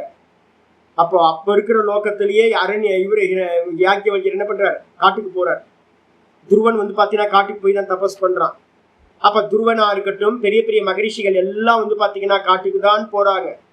விதுரரா இருக்கட்டும், நல்ல மகா பாகவத புராணத்துல நிறைய பேரை பத்தி சொல்லுது. ஏகாந்த வாசம் வந்து பாத்தீங்கன்னா ரொம்ப முக்கியமானது. விவிக்த சேவி அப்படின்னு பேர். விவிக்தம் அப்படின்னா என்ன அர்த்தம், சுத்தமான அப்படின்னு அர்த்தம். விவிக்தன்றதுக்கு ஒரு மீனிங் சுத்தமான. எங்க சுத்தம் இருக்கும், மனுஷன் காலடி பட்டுச்சு அப்படின்னா அது பஸ்மம் ஆயிடும் புல்லெல்லாம். இந்த மனுஷன் படவே கூடாது. மனுஷன் கால் பட்டாவே புல்லு தரப்பாரு, நல்லா ஆடு மாடெல்லாம் போகும். ஆடு மாடெல்லாம் போச்சு அப்படின்னா புல்லு வந்து பாத்தீங்கன்னா இன்னும் பசுமையா நல்லா வளரும், நல்லா குரோப் ஆகும். இந்த மனுஷ பையன் வந்து பாத்தீங்கன்னா கால் மிதிச்சா அப்படின்னா போச்சு, பட்டே போயிடும். இவ்வளவு தோஷம் பாருங்க இந்த மனுஷனோட தோஷம், இவ்வளவு தோஷம். அப்ப புல்லே பட்டு போகுது அப்படின்னா நம்ம பிரம்மத்தை பிராப்தி பண்ணணும்னு மனுஷன் பார்வையில பட்டா என்ன ஆகும். அதுக்குதான் வந்து பாத்தீங்கன்னா பெரியவங்க எல்லாம் என்ன பண்ணிருக்காங்க, காட்டுக்கு போய் மனுஷன் பார்வைப்படாம ஒதுங்கி இருந்திருக்கணும். அப்போ சுத்தமான இடம் எப்ப தெரியுங்களா கிடைக்கும், இவன் போனோன்னு பிளாஸ்டிக் கவரை போடுவான், எச்சியை துப்புவான். இந்த மனுஷன் போற இடத்துக்கெல்லாம் பாருங்க, இந்த வெள்ளையங்கிரி மலை இருக்குல்ல, வெள்ளையங்கிரி மலைக்கு பாத்தீங்க அப்படின்னா மனுஷன் ஏறிட்டு வந்ததுக்கு அப்புறம் டன் கணக்குல வந்து பாத்தீங்கன்னா பக்தர்கள் வந்து குப்பை எடுக்கிறாங்க. நீங்க எங்க போனாலும் பத்ரிநாத், கேதார்நாத், அமர்நாத் எங்க போனாலும் இவன் என்ன பண்றான், அடையாளத்துக்கு குப்பையை போட்டு வரான். யூரின் பாஸ் பண்றான், மல விசர்ஜனம் பண்றான், எச்சியை துப்புறான், எல்லாத்தையும் பண்ணுவான். நீங்க நல்ல இடமா இருக்கும், ஆஹா போய் உட்காரலாமே உட்கார முடியாது அந்த இடத்துல. இப்ப இருக்கிற பொல்யூஷன் அது மாதிரி. ஏன், ஆள் நடமாட்டம் இருந்துச்சுன்னா அந்த இடம். இப்ப இன்னும் ஸ்பெஷல், நீங்க வந்து பாத்தீங்கன்னா இந்த மேற்கு தொடர்ச்சி மலையில எங்க போனீங்கன்னாலும் ஏகாந்த இடம் இருந்தா எல்லாம் வாட்டர் எடுத்துட்டு போயிடலாம். பாட்டிலோட தான் ஒரு டிராவலிங்கே பண்றாங்க. பாட்டில போட்டு உடச்சி வந்து பாத்தீங்க அப்படின்னா தண்ணி அடிச்சுட்டு நல்லா என்ஜாய் பண்ணிட்டு, ஏகாந்த இடம்ன்றதெல்லாம் வந்து பாத்தீங்கன்னா இது மாதிரி ஆயிப்போச்சு. அப்ப என்னன்னா மனுஷன் வந்து பாத்தீங்கன்னா அதிகம் போகாத இடம்தான் சுத்தமா இருக்கும். இதுக்கெல்லாம் உபாயம் சொல்லுது பைங்கல உபநிஷத்து. நான் உங்களுக்கு ஒண்ணு படிச்சு காட்டணும் பாத்தீங்களா. ஒண்ணு சுத்தமான இடம்ன்றது எங்கேயாவது காட்டுக்கு போங்க, இல்ல அப்படின்னா மலை குகைக்கு போங்க, இல்ல அப்படின்னா நதிக்கரைக்கு போங்க, இல்ல அப்படின்னா என்ன பண்ணுங்கன்னா உங்களுக்கு ஏகாந்தமா எங்காவது அமைச்சுக்க முடியும் அப்படின்னா ஒரு மடத்தையோ இல்ல ஒரு பர்ணசாலையோ உங்களுக்கு அமைச்சுக்கணும். ஆமா ஆமா, அது ஏற்கனவே இருக்குல்ல உங்களுக்கு. சுச்சவு தேசே 6:11 வந்து பாத்தீங்கன்னா இது சொல்லப்பட்டிருக்கு. 6:11 போட்டுங்க பகவத்கீதையிலேயே. சுச்சவு தேசே பிரதிஷ்டாபிய அப்படின்னு இருக்கு. ஆசனம் ஆத்மனக அப்படின்னு வந்து பாத்தீங்கன்னா எந்த இடத்துல உட்கார்ந்து மெடிடேட் பண்ணணும் அப்படின்னும் போது சுத்தமான தேசத்துல அப்படின்னு இருக்கு. சுத்தமான தேசம்னாலும் விவிக்த தேசம்னாலும் ஒண்ணு. அதையே வந்து பாத்தீங்கன்னா வேற அர்த்தத்துல சொன்னீங்க அப்படின்னா ஆள் நடமாட்டம் இல்லாத இடம் பரிசுத்தமா இருக்கும். அதிகமான ஆள் நடமாட்டம் இல்லாத இடத்துல உங்களுடைய ஆசனத்தை ஒரு பர்ணசாலையை வச்சுக்கிட்டு, ஒரு சின்ன கேவ் இருக்கலாம், இல்ல பர்ணசாலை வச்சுக்கலாம், சின்னதா எளிமையா இருந்துகிட்டு வச்சுக்கிறது கூட. லகுவாசி, லகு அசனசீலகா, ரொம்ப எளிமையான உணவு வந்து பாத்தீங்கன்னா ரொம்ப முக்கியமானது. நாங்க ஆசிரத்துல வந்து பாத்தீங்க அப்படின்னா பிராணாயாம அபியாசம் பண்ணும் போதே என்ன பண்ணுவோம் தெரியுங்களா உங்களுக்கு, ஃபுட்டு வந்து பாத்தீங்கன்னா நம்ம இந்த என்ன பண்ணுவோம் அப்படின்னு கேட்டீங்கன்னா அவிசன்னம் அப்படின்னு நம்ம சொல்லுவோம். இந்த அவிசன்னம் வந்து பாத்தீங்கன்னா பச்சரிசியை வந்து பாத்தீங்க அப்படின்னா உடைச்ச பச்சரிசி, முழுசா கூட தேவையில்லை, உடைச்ச பச்சரிசிய கொஞ்சம் பாதி வெந்து முடியும் போது பாலை மிக்ஸ் பண்ணிட்டீங்க அப்படின்னா, பசும்பாலை மிக்ஸ் பண்ணிட்டீங்க அப்படின்னா நல்லா வந்து பாத்தீங்கன்னா பால் பாயசம் மாதிரி ஆயிடும், சக்கரை போடாம. அதை வந்து பாத்தீங்கன்னா ஒரு சொட்டு நெய்யை விட்டுட்டு சுவாமிக்கு நெய்வேத்தியம் பண்ணிட்டு வந்து பாத்தீங்கன்னா சாப்பிட வேண்டியது. இதான் வந்து அபியாச காலத்துல உயர்ந்தது ஒண்ணு. ரெண்டாவது வந்து பாத்தீங்க அப்படின்னா பாசிப்பயரும் பச்சரிசியும் வந்து பாத்தீங்கன்னா போட்டு ஒரு கிச்சடி மாதிரி ஒண்ணு பண்ணினீங்க அப்படின்னா ரெண்டு உருவத்தையும் மறந்துடும். நல்ல ஒரு 5 விசில் விட்டீங்க அப்படின்னா போதும், மொத்தமா கலந்து போயிடும். அதுல வந்து பாத்தீங்க அப்படின்னா ஒரு ஜீரகத்தை போட்டுட்டீங்க, முடிஞ்சு போச்சு ஜீரணத்துக்கு, அவ்வளவுதான். இல்ல ஒரு கீரையை போட்டீங்கன்னா போதும், முடிஞ்சு போச்சு. ஒரு காயை போட்டீங்கன்னா குழஞ்சு போயிடும், அவ்வளவுதான். கொஞ்சமா அல்ப ஆகாரம் கொஞ்சமா எடுத்தாலும் ஒரு நாள் ஃபுல்லா உங்களுக்கு மெடிடேட் பண்றதுக்கு தேவையானது கிடைச்சிடும். கொஞ்சம் தேங்காய், கொஞ்சோண்டு வந்து வேர்க்கடலை போதும். இது மாதிரி நிறைய டெக்னிக்ஸ் வந்து பாத்தீங்கன்னா இதுல வந்து யோகத்தை அபியாசம் பண்றவங்க வச்சிருக்காங்க. பெரியவங்க எல்லாம் இதெல்லாம் சேவனம் பண்ணியிருக்காங்க. உங்களுக்கு நம்ம பார்லின்னு ஒரு சொல்றோம் பாருங்க, அவ்வளோ எனர்ஜி. பார்லி வந்து பாத்தீங்க அப்படின்னா அவ்வளோ எனர்ஜி கொடுக்கும் உங்களுக்கு. சாம அரிசின்னு ஒன்று சொல்லுவாங்க. நம்ம இதுல வந்து பாத்தீங்கன்னா கேரளால வந்து சித்தாசிரமத்துல இருக்க சாதுக்கள் எல்லாம் என்ன பண்ணுவாங்க, பிராணாயாம அபியாசிகள்லாம் சாம அரிசியை வந்து பாத்தீங்கன்னா பாலோட சேர்ந்து சாப்பிடுவாங்க. என்ன அப்படின்னு கேட்டீங்கன்னா பசிக்கவே பசிக்காது. நீங்க காலையில கொஞ்சம் சாம அரிசியை எடுத்துட்டீங்க அப்படின்னா ஈவினிங் வரைக்கும் உங்களுக்கு என்ன இருக்கும், பாலும் சாமையும் சேர்த்தீங்க அப்படின்னா நாள் ஃபுல்லா உங்களுக்கு எந்த ஃபுட்டும் தேவை இருக்காது. நீங்க பாட்டுக்கு எளிமையா கொஞ்சம் சாப்பிட்டா போதும், எளிமையா உட்காந்து பண்ணிக்கிட்டே இருக்கலாம். இவ்வளவுதான். அப்ப லகுவாசி அப்படின்றதுக்கு அர்த்தம் வந்து பாத்தீங்கன்னா விஸ்தாரமான எந்த ஃபுட்டும் எடுக்கக்கூடாது. ரொம்ப எளிமையா சாப்பிட்ட உடனே டைஜஸ்ட் ஆகுற மாதிரி எனர்ஜி கொடுக்கறதான உணவா இருக்கணும். வயிற்றுல ஃபுட் இருந்துச்சு அப்படின்னா பிராணன் கீழ் நோக்கி போகும். கீழ் நோக்கி போய் எனர்ஜியை வந்து பாத்தீங்கன்னா ஃபுல்லா டைஜஷன் ப்ராசஸ்லயே இருக்கும். அதனால என்ன ஆகும், ஊர்துவகதி பிராணன் உங்களுக்கு கிடைக்காது. மனசு வந்து பாத்தீங்கன்னா அப்படியே தாமசத்துக்கு போயிடும், தூங்கிடுவீங்க நீங்க. அப்ப அதனால அல்ப ஆகாரம் ரொம்ப முக்கியம். யுக்தாகார விகாரஸ்ய அப்படின்னு 6வது சாப்டர்ல இந்த ஒரு இதுக்கு சொல்லியிருக்கு. அளவான உணவு, அளவான தூக்கம், அளவான நடக்கிறது போறது வர்றது, இதெல்லாம் வந்து பாத்தீங்கன்னா லகுவாசி, அல்ப ஆகாரத்துல இருக்கிறது. அதுக்கப்புறம் யதவா காயமான சக, இந்த வாக்கு ஏகாந்தத்துக்கு போயிடுவாங்க. நான் வந்து பாத்தீங்கன்னா யமுனோத்திரியில, கங்கோத்திரியில, நான் ரொம்ப கங்கோத்திரியில இருந்து நல்லா பார்த்துருக்கேன். கங்கோத்திரியில நான் வந்து பாத்தீங்கன்னா போய் தங்கியிருக்கேன், அப்பப்போ போய் தங்கியிருக்கேன். கங்கோத்திரியில என்ன நடக்கும் அப்படின்னு கேட்டீங்கன்னா தியானத்துக்கு போவாங்க. தியானத்துக்கு போனா அவங்களால வந்து பாத்தீங்கன்னா கண்ட்ரோல் பண்ண முடியாம காசி பண்ண ஆரம்பிச்சிருது. சாதுக்கள்கிட்ட போய் இன்னொருத்தரோட போய் காசி பண்றேன். அப்ப காசி பண்ண வாக்கு வந்து பாத்தீங்கன்னா கண்ட்ரோல் இல்லாம அரசியல் என்னாச்சு, சினிமா என்னாச்சு, அவன் என்ன இவர் என்ன அப்ப நிதித்தியாசம் ஆத்ம தியானம் போகுமா, போகாது. அப்ப வாக்கு வந்து பாத்தீங்கன்னா கண்ட்ரோல் பண்ணணும். ஏகாந்தத்துக்கு போனவன் யார்கிட்டயும் பேசாம வாக் நிரோதத்தை இது பண்ணணும். விவேக சுடாமணியில வந்து பாத்தீங்கன்னா முக்கியமான சொல்லுது 367ல யோகஸ்ய பிரதமம் துவாரம், 367வது ஸ்லோகம்.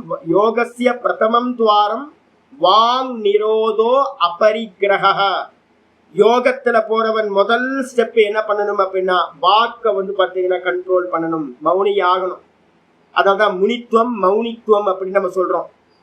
மனநசீலக, மனநத்துக்கு மௌனமாகணும், அதே நேரத்துல நிதித்தியாசனத்துக்கும் மௌனமாகணும். மௌனாத் முனிகி, மனநாத் முனிகி அப்படின்னு சொல்லியிருக்கு. யோகத்தோட முதல் வாசலே வந்து பாத்தீங்கன்னா மௌனம் தான். நிதித்தியாசனத்துல இருக்கிறவன் மௌனி ஆகணும். அதே மாதிரி வாக்கு காய, இந்த உடம்ப வந்து பாத்தீங்கன்னா தேவையில்லாம அசைக்க கூடாது. அதனாலதான் நம்ம காஷ்ட மௌனம்னு அபியாசம் பண்ணுவோம். இப்ப நான் என்ன பண்ணுவேன், இப்ப மௌனமா இருக்கேன்னு வச்சுங்களேன், நான் முடிவு பண்ணிப்பேன் எல்லாத்தையும் ஒரு நாள் விட்டு ஒரு நாள் மௌனம் இருக்கிறேன் அப்படின்னு முன்னாடி இருந்துட்டு இருந்தேன்.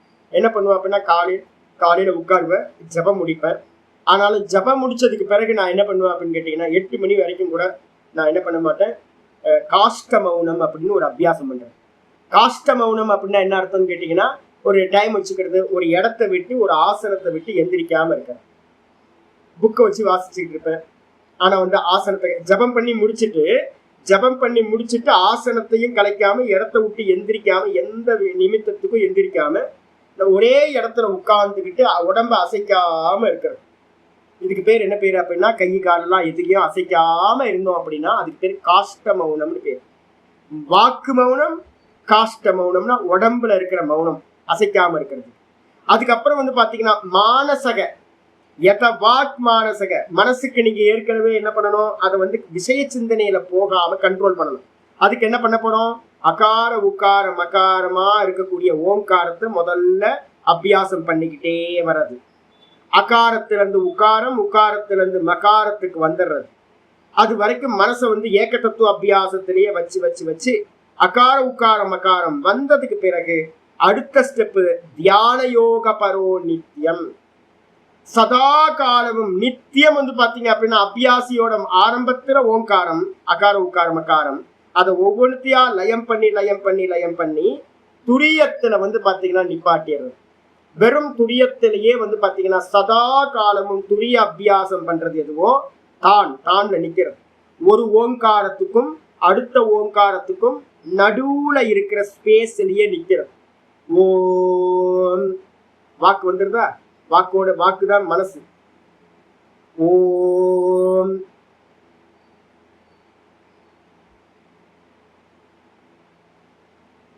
அந்த கேப்ல மட்டும் நிக்கிறது. அடுத்த ஓங்காரத்துக்கும் ஒரு ஓங்காரத்துக்கும் அடுத்த ஓங்காரத்துக்கும் நடுவுல இருக்கிறது. அந்த அந்த அகாரம் ஒடுங்கி உகாரமாகி, உகாரம் ஒடுங்கி மகாரமாகி, மகாரம் நாதத்துல கலந்து, நாதம் பாத்தீங்க அப்படின்னா என்ன ஆயிரும், அதுவும் ஆத்மால போய் லயமாயி வெறும் துரியமா நிக்கிறது. இதுதான் பாத்தீங்கன்னா மனோமௌனம் அப்படின்னு பேர். இந்த மனோமௌனம் பாத்தீங்கன்னா ஒருத்தருக்கு சித்திக்கணும்னு நீங்க அகார உக்கார மகாரத்துக்கு போய் தான் அந்த அகார உக்காரமும் இல்லாம போச்சு அப்படின்னா அது மனோமௌனத்துக்கு கொண்டு போயிடும். அந்த மனோமௌனத்துல அமனீபாவம் அப்படின்னு பேர். அதுக்கு பேரு மனசு மௌனமாச்சு அப்படின்னா அங்க துரியம் மட்டும் இருக்கும், ஆத்மஸ்வரூபம் மட்டும் இருக்கும். அதுலயே தொடர்ந்து தியானிக்கிறது. தியான யோக பரோ, ஒரே ஒரு லட்சியம். பரோ அப்படின்னா மேலான தியான யோகம். மேலானதுன்னு சகுனம் இல்லை. சகுனம்லாம் அகார உக்கார மகாரத்திலேயே சகுனம் முடிஞ்சு போயிடும். அங்க எந்த ஒரு வாக்கும் இல்லை. அசப்தம், அரூபம், அரசம். அவன் அந்த பாத்தீங்கன்னா சென்ஸ் ஆர்கன்ஸ் கூட எந்த ஒரு விஷயமும் அந்த இடத்துல இல்லவே இல்லை. ஓங்கார சப்தமும் நின்று போச்சு, எந்த ரூபங்களும் இல்லை. அப்ப ரூப தியானம்லாம் இங்க இல்லவே இல்லை. இது அகார உக்கார மகாரம் முடிஞ்சோடனே எல்லாம் முடிஞ்சு போச்சு. வெறும் துரிய மட்டும், ஆத்மா மட்டும். அந்த துரியத்திலேயே சதா பாத்தீங்கன்னா நித்தியம்ன்றதுக்கு அர்த்தம் என்னது, சதா காலமும் தியான யோகமா அதுலயே ஆத்ம சிந்தனையிலேயே தொடர்ந்து அந்த துரியத்திலேயே இருக்கிறது. கூடவே என்ன பண்ணணும், உங்களுக்கு பாத்தீங்கன்னா யோக சூத்திரம் படிச்சிருக்கீங்க. நீங்க எப்ப பாத்தீங்க அப்படின்னா நேத்தி பண்ணிட்டு இந்த ஆத்மால எஸ்டாப்ளிஷ் ஆகணும்னு நினைக்கிறீங்களோ அங்க ஏகப்பட்ட ப்ராப்ளம்ஸ் வர ஆரம்பிக்கும். சாரி, நீங்க அந்த உக்காரத்திலிருந்து மகாரம் போனோனையே, மகாரத்திலிருந்து நாதம் போகும் போதே உங்களுக்கு ட்ரபிள் ஸ்டார்ட் ஆயிரும். என்ன அப்படின்னா சர்வ அதிஷ்டாத்திருத்துவம், ஈஸ்வர தன்மை வந்துடும் உங்களுக்கு. நாதம்ன்றது பகவான் ஈஸ்வரன் சிவபெருமான் தான் நாதஸ்வரூபியா இருக்கார். அப்ப நாதஸ்வரூபியா இருக்கும்போது பாத்தீங்கன்னா உங்களுக்கு அதுக்குள்ளார நீங்க என்டர் ஆயிட்டீங்கன்னாவே உங்களுக்கு என்ன ஆகும், அந்த பிரகிருதி பாத்தீங்கன்னா உங்களுக்கு சேவை பண்றதுக்கு வந்துடும். நீங்க சொல்லுங்க சார், நான் எல்லாத்தையும் பண்றேன், நான் உங்க சேவகன் அப்படின்னு. உங்களுக்கு என்ன மசால் தோசை வேணுமா சொல்லுங்க, நான் உடனே போட்டு தரேன்னு மாயா அம்மா என்ன பண்ணுவாங்க, ரெடி ஆயிடுவாங்க. சர்வபூத அதிஷ்டாத்திருத்துவம் அப்படின்னு ஒண்ணு, அப்புறம் சர்வ ஞாத்திருத்துவம் அப்படின்னு ஒண்ணு. எல்லா இந்த லோகத்துல இருக்கிற எல்லாத்தையும் அறியிற சக்தி, நீங்க என்ன சொன்னாலும் கேட்கிற சக்தி, பிரகிருதியை என்ன வேணாலும் பண்ணி வைக்க முடியும், அது மாதிரி சக்தி. இது மாதிரி சர்வ சுகம். அந்த இடத்துல நாதத்துக்கு போயிட்டீங்கன்னா மிகப்பெரிய சுகம் உண்டாகும். இதெல்லாம் சித்திகளா உண்டாகும். அப்ப என்ன பண்ணணும் அப்படின்னு கேட்டீங்கன்னா, அதுக்கு முன்னாடியே நீங்க மதுமதி எல்லாம் இருக்கு. அதுக்கு முன்னாடி உக்காரத்தை தாண்டி போகும்போதே தேவதைகள்லாம் வந்துருவாங்க உங்களுக்கு முன்னாடி. வாங்க இங்க வாங்க அங்க வாங்கன்னு. ரம்பா, ஊர்வசி, திலோத்தமாலாம் நிற்பாங்க. நல்ல நல்ல டான்ஸ் எல்லாம் பார்க்கலாம். நம்ம இங்க பார்க்காத டான்ஸ், மியூசிக் எல்லாம் இருக்கும்.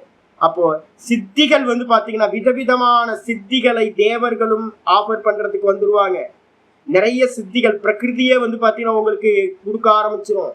இதுல எல்லாத்துலயும் என்ன பண்ணணும், ஒருத்தன் நித்தியம் வைராக்கியம் சமுபாஷிதா, சதா காலமும் பாத்தீங்கன்னா வைராக்கியத்தை ஆசிரியம் பண்ணணும். 12-12ன்னு ஒண்ணு இருக்கு ஸ்லோகம் கீதால. 12-12 இருக்குல்ல, அங்க தெளிவா சொல்லுது, ஸ்ரேயோகி ஞானம் அபியாசாத். அறிவில்லாம வெறும் அபியாசம் பண்றதை காட்டிலும், எங்கேயாவது ஒரு ஜபத்தை பண்ணிக்கிட்டு நம்ம உட்கார்ந்து இருக்கோம்னு வச்சுங்க, ஜப அபியாசம், பிராணாயாம அபியாசம்லாம் நிறைய நடக்குது உலகத்துல. அதை காட்டிலும் இப்ப நம்ம உட்கார்ந்து இந்த சாஸ்திரத்தை படிக்கிறோம் பாத்தீங்களா, இந்த ஞானம் உயர்ந்தது. திருவண்ணாமலையில பாத்தீங்கன்னா ஏகப்பட்ட அபியாசிகள் இருக்காங்க. ஆனா அபியாசிகளை காட்டிலும் இந்த ஞானம் உயர்ந்தது. ஸ்ரேயோகி ஞானம் அபியாசாத். அபியாசத்தை காட்டிலும் எது உயர்ந்தது அப்படின்னா ஸ்ரேயோகி ஞானம் அபியாசத். அபியாசத்தை காட்டிலும் ஞானம் உயர்ந்தது.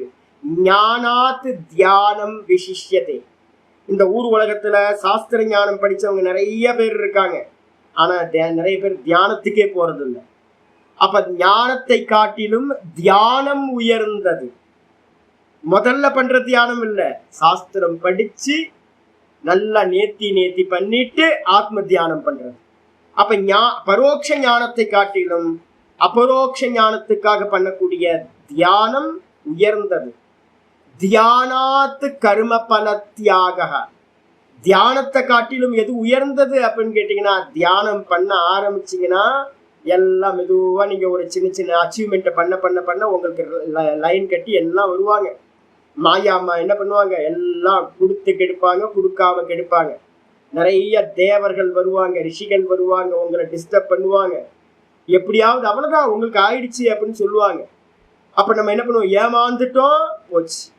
அப்போ என்னுடைய சொரூப அனுபூதி நடக்கிற வரைக்கும் எந்த விஷயங்களையும் ஸ்வீகாரம் பண்ணாம இது ஆப்ஜெக்ட், இது ஆப்ஜெக்ட், இது ஆப்ஜெக்ட், இது திருஷ்யம், இது திருஷ்யம்னு எந்த சினிமா நம்ம கண்ணுக்கு முன்னாடி வந்தாலும் அது எல்லாத்தையும் வைராக்கியத்தினால என்ன பண்ணணும், நிஷேதம் பண்ணணும். இதுக்கு என்ன பேர் சுவாமி அப்படின்னா பரவைராக்கியம் அப்படின்னு பேர் இருக்கு.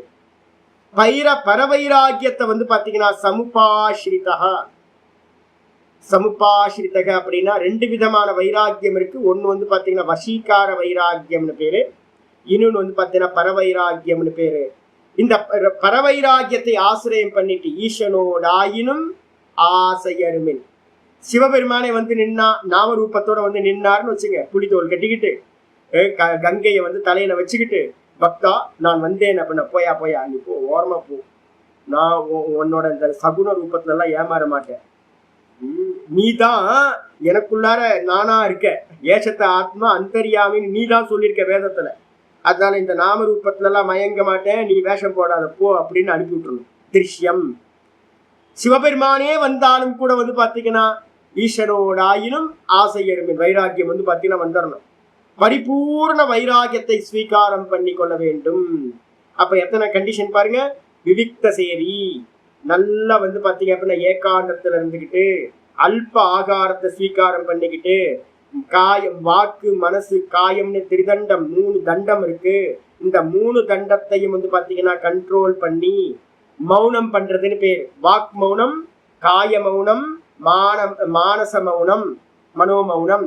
இந்த 3த்தையும் அடாப்ட் பண்ணிக்கிட்டு சதா காலமும் பாத்தீங்கன்னா அகம் அகம் அகம்ன்ற ஸ்புரணத்திலேயே, அதான் ஆத்ம தியானம், அதுலேயே இருந்துகிட்டு வைராகியத்தை பரவைராகியத்தை நன்றாக ஸ்வீகாரம் செய்ய வேண்டும். இதுதான் ஸ்லோகத்தோட அர்த்தம். கேள்வி வருது, விவேக சுடாமணியில பாத்தீங்கன்னா 367 368 2 ஸ்லோகம் பாத்தீங்கன்னா எடுத்துக்கணும். 367வது ஸ்லோகத்துல பாத்தீங்கன்னா ஆச்சாரியார் சொல்றார், 367 பாத்தீங்கன்னா நிதித்தியாசனம் போறவன் என்னென்னலாம் பண்ணணும் அப்படின்னு சங்கரர் சொல்றார். யோகஸ்ய பிரதமம் துவாரம்னா வாசல், ஃபர்ஸ்ட் கேட் எது அப்படின்னா வாங் நிரோதோ, வாக்க பாத்தீங்கன்னா ஷட் டவுன் பண்றது முதல் ஸ்டெப். அதுக்கு அடுத்தது பாத்தீங்கன்னா அபரிகிரக, எந்த வஸ்துக்களையும் யார்கிட்டும் ஸ்வீகாரம் பண்ணாம இருக்கிறது. மெயின்டெனன்ஸ் பண்ண முடியாது இல்ல. அப்ப வெறும் தேகதானத்துக்கு மட்டும் என்ன இருக்கோ பிக்ஷா மட்டும் எடுத்துக்கிறது, வேற எதையுமே அதிகம் ஸ்வீகாரமே எந்த வஸ்துக்களையும் ஸ்வீகாரம் பண்ணாம இருக்கிறது. 2வது. 3வது பாத்தீங்கன்னா நிராஷாச்ச. நிராஷா அப்படின்னா இந்த உலகம் எல்லாம் பொய் அப்படின்னு நல்லா மனனம் பண்ணிருக்கோம்ல, இதெல்லாம் சொப்பனம், இதெல்லாம் திருஷ்யம் அப்படின்னு. அப்ப இதெல்லாம் சொப்பனம் திருஷ்யம்னு நல்லா புத்தியில கொண்டு எதையுமே ஆசைப்படாமல் இருக்கிறது நிராஷா, ஆசை இல்லாதவனா. நிராஷாச்ச நிரீகாச்ச, ஆசை எங்க உண்டாகும், மனசுல தானே உண்டாகும். மனசை கண்ட்ரோல் பண்ணீங்கன்னா ஆசை இல்லாம போயிடும். நிரீகாச்ச அப்படின்னா, நிரீகா அப்படின்னா இந்த தேகத்துல நம்ம சேஷ்டை பண்றோம்ல, நடக்கிறது போறது வர்றது, இந்த இந்திரியங்கள் எல்லாத்தையும் கர்மேந்திரியங்கள் எல்லாத்தையும் அசைக்கிறோம்ல, அதை எல்லாத்தையும் விடுதல். கண்ட காரியங்களையும் பண்ணாம இந்திரியங்களை எல்லாத்தையும் அடக்கி ஒரு இடத்துல உட்கார்றது இருக்குல்ல, அதுக்கு பேரு நிரீகாச்சன்னு பேரு. ஈகான சேஷ்டா, எந்த சேஷ்டையும் பண்ணாம இருக்கிறது. சும்மா இருக்க மாட்டோம்ல, யாரையா பாருங்க உட்கார்ந்தா பாத்தீங்கன்னா சும்மா இருக்கும், கையை அசைச்சுக்கிட்டு காலை அசைச்சுக்கிட்டு. நிறைய பேர் காலாட்டுறது பழக்கம் இருக்கு தெரியுங்களா, காலாட்டிக்கிட்டே இருப்பாங்க. இல்லை அப்படின்னா கையை சும்மா வச்சுக்கிட்டு இல்லாம பேப்பரை பிடிச்சிட்டு ஏதாவது கிழிச்சிக்கிட்டு இருப்பாங்க. இல்லை யாராவது குழந்தைங்க இருந்தால் அவங்கள பிடிச்சி தடவிட்டு இருப்பாங்க, தட்டிக்கிட்டு இருப்பாங்க.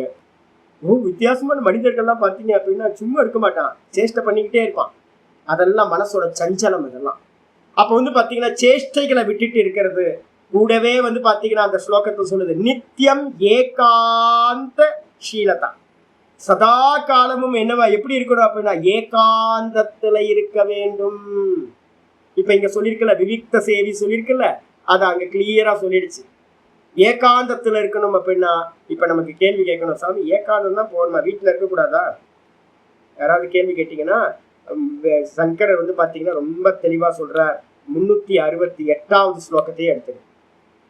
368வது ஸ்லோகத்துல ரொம்ப தெளிவுபடுத்துறாரு. இப்ப இந்த ஸ்லோகத்துக்கு நம்ம கீதா ஸ்லோகத்துக்கு ரொம்ப நமக்கு அழகா தெரியும் எதுக்கு ஏகாந்தம் போகணும், என்னன்னா லாபம் கிடைக்குதுன்னு பாருங்க. ஏகாந்த ஸ்திதிர் இந்திரிய உபரமணே ஹேத்துகு. இந்திரியங்கள் சென்ஸ் ஆர்கன்ஸ் வந்து பாத்தீங்கன்னா ஷட் டவுன் ஆகுறதுக்கு எது ஷட் டவுன் ஆகணும்? இந்த இந்திரியங்கள், ஞானேந்திரியம் இருக்குல்ல, கண்ணு பார்க்கறது, கேட்கறது, பேசுறது, இதெல்லாம் இந்திரியங்களோட காரியம் இல்ல. இதெல்லாம் நீங்க ஏகாந்தத்துல இருந்தீங்கன்னா என்ன ஆகும்? ஒரு நாள் வந்து பார்த்தீங்கன்னா மௌனமா பூட்டிக்கிட்டு இருங்க, வீட்டுக்குள்ளாரியே ஒரு ரூமை விட்டு நான் வெளில வரமாட்டேன் அப்படின்னு ஒரு 4-5 பழங்களை மட்டும் எடுத்துக்கிட்டு என்ன பண்ணுங்க அப்படின்னு கேட்டிங்கன்னா ஒரு நாள் ஃபுல்லா இருங்க. அப்ப நீங்க ஒரு நாள் ஃபுல்லா மௌனம் கூட சொல்ல வேண்டாம், மௌனம்னா சொல்லாதீங்க. நான் ஒரு நாள் ரூம்ல தனியா இருக்க போறேன்னு சொல்லிட்டு ரூமை லாக் பண்ணுங்க. அப்ப தனியா இருந்தீங்கன்னா உங்கள்கிட்ட யாராவது பேசுவாங்களா? பேசுறதுக்கு ஆள் இருக்கா? தனிமை பேசுறதுக்கு ஆள் இருக்கு. அப்ப இயல்பாவே உங்களுக்கு என்ன ஆகுது? வாக்கு மௌனம் வந்துடுதா? அதுக்கப்புறம் தனியா இருந்தீங்க அப்படின்னா சிந்தனை எப்படி இருக்கும்? யாராவது ஒருத்தர் பேசி அது சிந்தனையில கொண்டு வந்து வரும்ல. அப்ப தனிமையில இருந்தீங்கன்னா என்ன ஆகும்? மனசும் வந்து பாத்தீங்கன்னா தேவையில்லாத சிந்தனைக்கு போகாது, தேவையில்லாத விஷயங்களுக்கு போகாது. ஏகாந்தத்துக்கு போனீங்க அப்படின்னா இதே வந்து பாத்தீங்கன்னா பஜாருக்குள்ளார இருந்தீங்கன்னா நிறைய பார்ப்போம், நிறைய கேட்போம், எல்லாம் பண்ணுவோம். அப்ப ஏகாந்தம் போகும்போது உங்களுக்கு நேச்சுரலாவே என்ன ஆயிடுதுன்னு கேட்டீங்கன்னா இந்திரியங்கள் எல்லாம் ஷட் டவுன் ஆகிறதுக்கு, உபரமம் ஆகிறதுக்கு காரணமா இருக்கிறது. அப்ப ஏகாந்தம் ரொம்ப அவசியம் இந்திரிய நிகிரகத்துக்கு. கூடவே ஆச்சாரியர் சொல்றாரு, ஹேத்துகு தமஸ்சேதசக சம்ரோதே காரணம். இந்த இந்திரியங்கள்னு சொல்றது கண்ட்ரோல் ஆச்சுன்னா தமம்னு பேரு. அந்த தமம் ஒருத்தருக்கு சித்திக்குது அப்படின்னா சேதசக சம்ரோதே காரணம், மனசு அடங்கிடும். உங்களுக்கு இந்திரியங்கள் அடங்குனா மனசு அடங்கும். இந்திரியங்கள் தான் ஃபீடிங் பைப்லைன் நமக்கு. கரணம் சம்ரோதே கரணம். அப்ப சேத்தசக சம்ரோதே கரணம். அப்ப வந்து பாத்தீங்கன்னா இந்த சித்தத்தை வந்து பாத்தீங்கன்னா சம்ரோதம் பண்றதுக்கு, நல்லா நிரோதம் பண்றதுக்கு நமக்கு வந்து பாத்தீங்கன்னா இந்திரிய நிகரகம் எங்க கிடைக்கும்? தனிமைக்கு போனீங்கன்னா இந்திரிய நிகரகம் இயல்பா வந்துடும். பாருங்க ஒரு தனிமையில எவ்வளவு லாபம் இருக்கு பாருங்க. அதுக்கு அடுத்தது சொல்றாரு, ஷமேன விலயம் யாத்தி. இந்த மனசு அடங்குச்சு அப்படின்னா அதுக்கு என்ன பேரு? சமம்னு பேரு. சமோ மனோ நிகிரகா, சமகக மனோ நிகிரகா. இந்த மனசு அடங்குச்சு அப்படின்னா, லயமாச்சு அப்படின்னா, சமேன லயம் யாயாத்து அகம் வாசனா. இந்த அகம் வாசனான்னு ஒண்ணு இருக்குல்ல, நான் அப்படின்றது. நீங்க இந்த மனசு அடங்குனா அங்க நான்ன்றது இல்லாம போயிடும். மனசு அடங்குனா நான் இல்லாம போகும். மனசு எந்திரிச்சு வேக்கப்பாய் விகசிதமாச்சு அப்படின்னா அப்ப நான் வந்துடும். அப்ப மனசு அடங்குச்சுன்னா அகம் வாசனா வந்து பாத்தீங்கன்னா விலயம் யாயாது, விலயத்தை அடைகின்றது.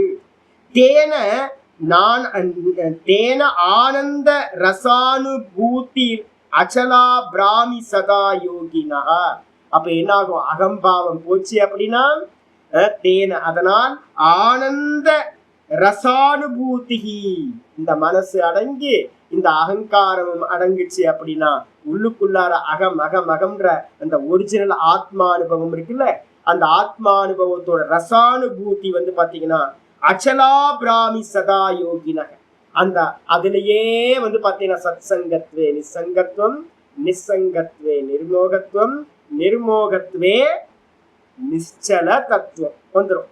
அந்த நிச்சல தத்துவமா இருக்கிற பிரம்மத்திலேயே பிராமி ஸ்திதியிலேயே உங்களுக்கு உண்டாகிடும் சதா யோகினக. தஸ்மாத் சித்த நிரோதே ஏவ சததம் காரிய பிரயத்னாத் முனேஹே. அப்ப முனிவன் என்ன பண்ணணும்? சதா காலமும் சித்த நிரோதத்தையே பண்ணிக்கிட்டு இருக்கணும். அதுக்கு என்ன உபாயம்? ஏகாந்தம். ஏகாந்தத்தினால என்ன கிடைக்கும்? இயல்பா இந்திரிய நிகிரகம். இந்திரிய நிகிரகம் கிடைச்சா என்ன நடக்கும்? மனோ நிகிரகம் ஆகும். மனோ நிகிரகம் நடந்தா என்ன நடக்கும்? அகம்பாவம் வந்து பாத்தீங்கன்னா போகும், ஜீவபாவம் போகும். ஜீவபாவம் போச்சுன்னா என்ன ஆகும்? பிரம்மபாவத்திலேயே அகண்ட ரசானுபூத்தியிலேயே அந்த பிராமி ஸ்திதியிலேயே நம்மளால நிக்க முடியும். அதனால வந்து பாத்தீங்கன்னா ஏகாந்தம் ரொம்ப உபாயமா இருக்கிறது. எவ்வளவு அருமையான ஸ்லோகம் பாரு, சொல்லி முடிச்சாச்சு. இதுக்கப்புறம் வந்து பாத்தீங்க அப்படின்னா நிறைய ஸ்லோகங்கள் இருக்கு. இருந்தாலும் நம்ம வந்து பாத்தீங்கன்னா டைம் இல்லை, இன்னையோட இப்ப முடிச்சிடலாம். நாளைக்கு மீதி நம்ம பார்ப்போம். உபாயம் நல்லா தெரிஞ்சுங்க. நிறைய இடத்துல என்ன பண்ணுவாங்க, ஸ்லோகத்தை படிச்சுட்டு இப்படி இப்படின்னு சொல்லிட்டு போயிடுவாங்க. நீங்க எங்கேயாவது போனீங்க அப்படின்னா யாராவது தத்துவ போதம் எடுத்தாங்கன்னா சமக ககான கேளு, எப்படிங்க மனசை நிரோதம் பண்றது? உபாயத்துக்கு போக மாட்டாங்க. ஏன்னா நீங்க உபாயத்துக்கு போனீங்கன்னா யோகத்தை எடுக்காம நீங்க உபாயத்தை சொல்லவே முடியாது. நீங்க எங்க போனீங்கனாலும் உபாயம் என்னது? மனசை கண்ட்ரோல் பண்ணணும், இந்திரியங்களை கண்ட்ரோல் பண்ணணும், எல்லாத்துக்கும் உபாயம் தான். இதுல வந்து கட்டோபனிஷத்துல வந்து பாத்தீங்கன்னா ரொம்ப கிளியரா வந்து பாத்தீங்கன்னா ஒரு சொல்லியிருக்கு, தாம் யோகமிதி மன்யந்தே பராம் இந்திரிய தாரணாம். இந்திரியங்களை வந்து பாத்தீங்க அப்படின்னா அந்தந்த கோலக்கங்கள்ல வைக்கிறது, வெளியில போகாம கண்ட்ரோல் பண்றது எதுவோ அதுதான் மேலான யோகம் என்று சொல்லப்படுகிறது. அப்ப இந்திரியம் அடங்குச்சு அப்படின்னாவே ரொம்ப பெஸ்டா இருக்கும். கீதால 3:40 சொல்லும்போது சொல்றார், தஸ்மாத்வம் இந்திரியான் யாதவ் நியம்ய பரதர்ஷப ஆத்மானம் பிரஜகித்யேனம் ஞான விஞ்ஞான நாசனம். இந்த முதல் காரியம் என்ன பண்ண அப்படின்னா, நிதித்தியாசனத்துக்கு போற அப்படின்னா முதல்ல இந்திரியங்களுக்கான ஃபீடிங் எல்லாத்தையும் நிப்பாட்டு, இந்திரியங்களை முதல்ல கண்ட்ரோல் கொண்டு வா. ஏன் அப்படின்னா உன்னுடைய ஞானம், உன்னோட விஞ்ஞானம் எல்லாத்தையும் நாசம் பண்ணக்கூடியது இந்த இந்திரியம் தான், வீக்னஸ். அப்ப இந்திரியங்களுக்கு ஃபீடிங் பண்றத வந்து பாத்தீங்கன்னா மெதுவா மெதுவா கண்ட்ரோலுக்கு கொண்டு வந்தாகணும் அப்படின்னு கீதால 3:40 சொல்ற. கட்டோபனிஷத்துல சொல்லப்பட்டிருக்கு, விவேக சூடாமணியில எல்லா கிரந்தங்கள்லயும் இந்திரியம் அடங்குச்சுன்னா மனசு அடங்கும். இந்திரியம் அடங்குறதுக்கு தனிமை வந்து பாத்தீங்கன்னா நம்மள ஐசோலேட் பண்ணிக்கிறது ரொம்ப அவசியம் அப்படின்னு தெரிஞ்சு, ஓங்காரத்தை பண்ணிக்கிட்டு மெதுவா மெதுவா மெதுவா இந்திரிய நிகரத்தை பண்ணிட்டே போனீங்கன்னா அகார உக்காரம் அகாரம் வரைக்கும் சகுனம் போயிடும். அதுக்கப்புறம் வாஸ்தவ தியானம், ஆத்ம தியானம், நிதித்தியாசனம்ன்றது இந்த துரியத்துல நிக்கிறது தான் நிதித்தியாசனம் அப்படின்னு. ஓம் பூர்ணமத பூர்ணமிதம் பூர்ணாத் பூர்ணமுதச்யதே பூர்ணஸ்ய பூர்ணமாதாய பூர்ணமேவாவசிஷ்யதே. ஓம் சாந்தி சாந்தி சாந்தி. ஹரி ஓம் ஸ்ரீ குருப்யோ நமः. ஹரி ஓம். ஓம் ஸ்ரீ கிருஷ்ணாய பரமாத்மனே நமः. ஸ்ரீ கிருஷ்ண கிருஷ்ண கிருஷ்ண காயேன வாசா மனசேந்திரியைர்வா புத்தியாத்மனா வா பிரகிருதேர் ஸ்வபாவாத் கரோமி யத்யத் சகலம் பரஸ்மை நாராயணாயேதி சமர்ப்பயாமி. ஓம் தத்சத் இது பரபிரம்மார்ப்பணமஸ்து. நாராயண நாராயண நாராயண.